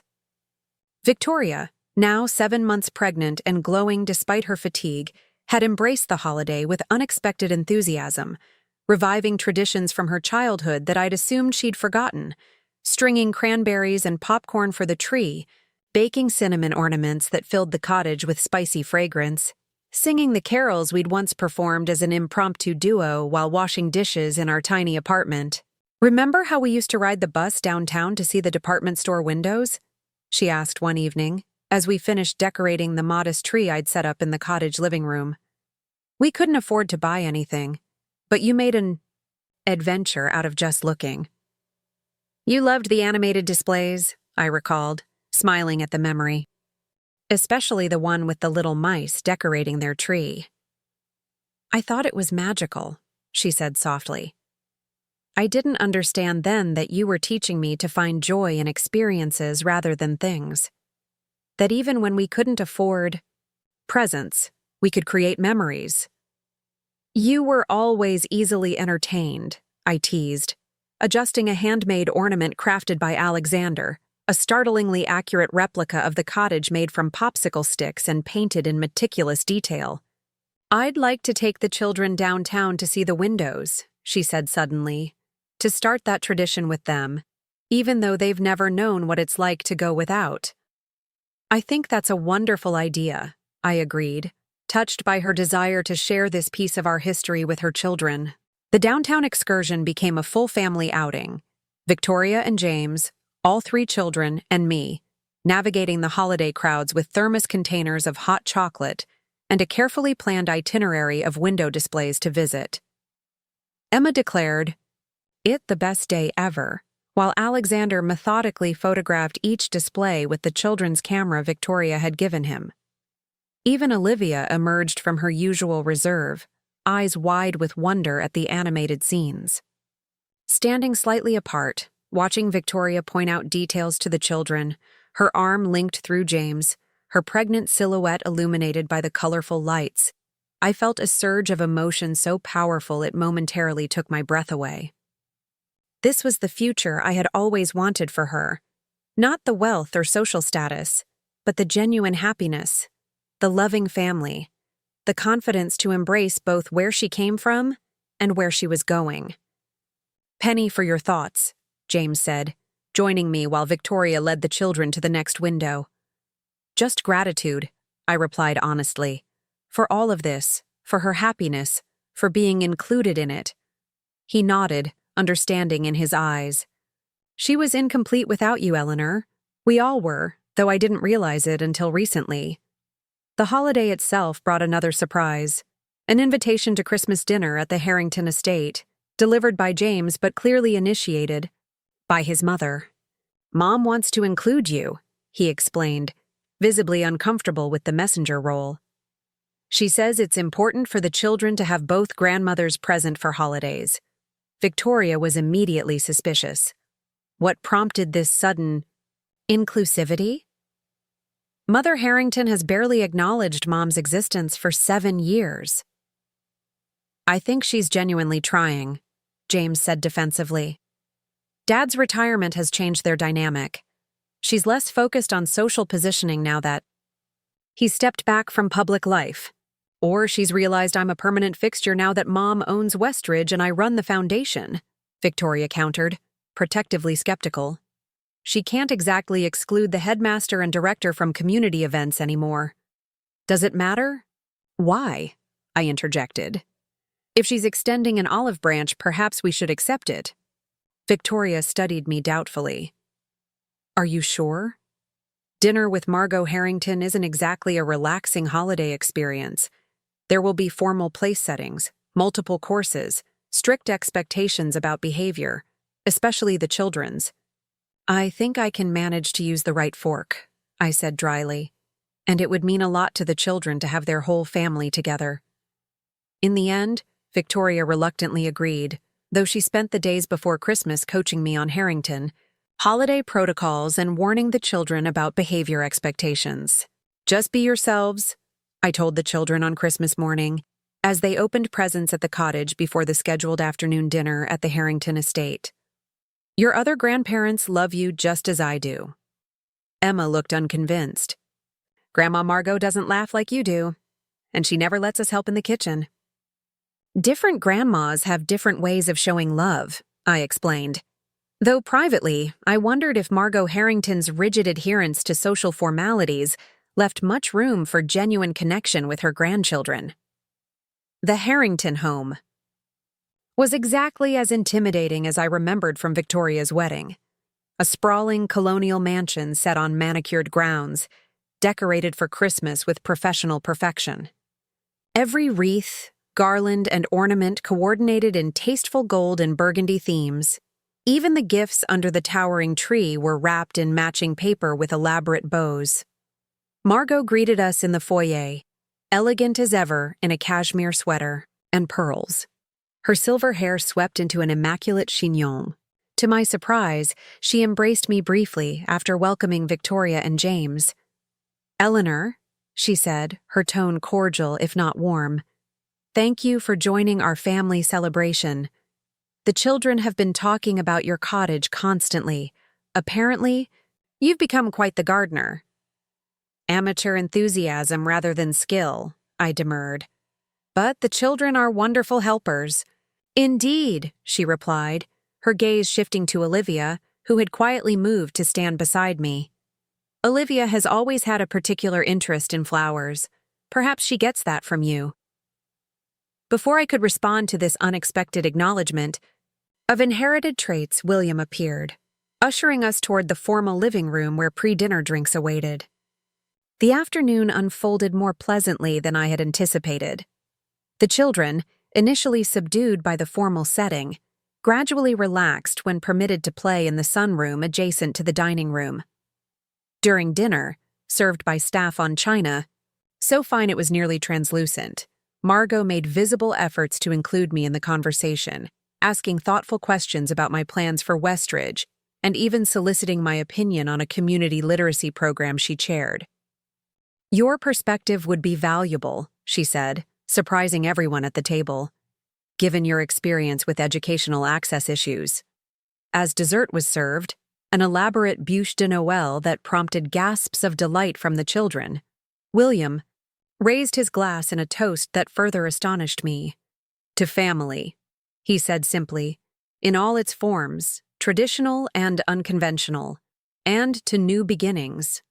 He nodded specifically in my direction, a gesture of inclusion I wouldn't have thought possible months earlier. Later, as Victoria and I helped clear dessert plates despite Margot's insistence that the staff would handle it, my daughter whispered, "What did you do to Mother Harrington? I've never seen her this accommodating." "Nothing," I assured her. "I think she's genuinely trying, in her own way." "Well, it's a Christmas miracle," Victoria declared. "Though I'm not letting my guard down completely. Mother Harrington plays the long game." Perhaps she did, but as the evening continued with carols around the piano and the exchange of final gifts, I observed moments of genuine warmth from both Harrington grandparents, William patiently teaching Alexander a simple piano tune, Margot admiring Olivia's quiet rendition of Silent Night, both of them listening attentively as Emma recounted the downtown window displays with theatrical flourish. When it was time to leave, Margot drew me aside in the hallway, her expression more vulnerable than I'd ever seen it. "Eleanor," she began hesitantly, "I owe you an apology. For years I viewed you as, well, as less than us. I judged Victoria's background as a deficit, rather than recognizing the strength it gave her." I waited, sensing there was more she wanted to say. "Watching you and Victoria rebuild your relationship has made me reconsider many assumptions," she continued. "The foundation she's creating, with your guidance, represents values I've claimed to support but rarely acted upon. The changes at Westridge, opening opportunities to deserving students regardless of background, they're changes I would have resisted a year ago." "What changed your perspective?" I asked gently. She smiled faintly. "Partly the children. They speak about you with such love, such admiration. Partly Victoria herself. She's become more confident, more purposeful since reconnecting with you. And partly my own reflection. At my age, one begins to consider what legacy truly matters. It wasn't a complete transformation. Margot Harrington would always value social standing and traditional markers of success. But it was a beginning, an opening toward mutual respect that might eventually blossom into genuine friendship. As James drove us back to the cottage, Victoria leaned against my shoulder in the back seat. The children dozed beside us, the Christmas lights from neighboring homes casting colorful patterns across our faces. "That went better than I expected," she murmured sleepily. "It's a season of miracles," I replied, embracing the quiet joy of this moment.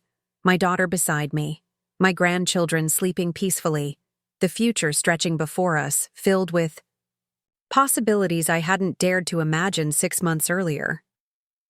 When we arrived at the cottage, James carried the sleeping twins to the car while Victoria gently woke Emma, who had insisted on staying awake for the drive. "Can't I sleep over with Grandma?" she protested, rubbing her eyes. "It's Christmas." "Not tonight, sweetheart," Victoria said. "But soon, I promise." As they prepared to leave, Victoria lingered on the porch, one hand resting on her rounded abdomen. "Thank you, Mom, for everything." "That's what mothers do," I replied, our familiar exchange now carrying layers of shared understanding, of forgiveness offered and accepted, of love that had weathered estrangement and emerged stronger. Watching their car disappear down the lane, Christmas lights twinkling through the winter darkness, I felt a profound sense of completion. Not an ending, but a resolution. The closing of one chapter and the opening of another. Richer and more beautiful than I could have imagined when Victoria first banned me from my grandchildren's lives. I had given her everything, as mothers do. And in return, she had finally given me the greatest gift of all. Not just access to my grandchildren, but her true self, no longer hidden behind social pretense or shame about her origins. We had both come home at last to the truth of who we were together and the promise of who we might become. Up next, you've got 2 more standout stories right on your screen. If this one hit the mark, you won't want to pass these up. Just click and check them out.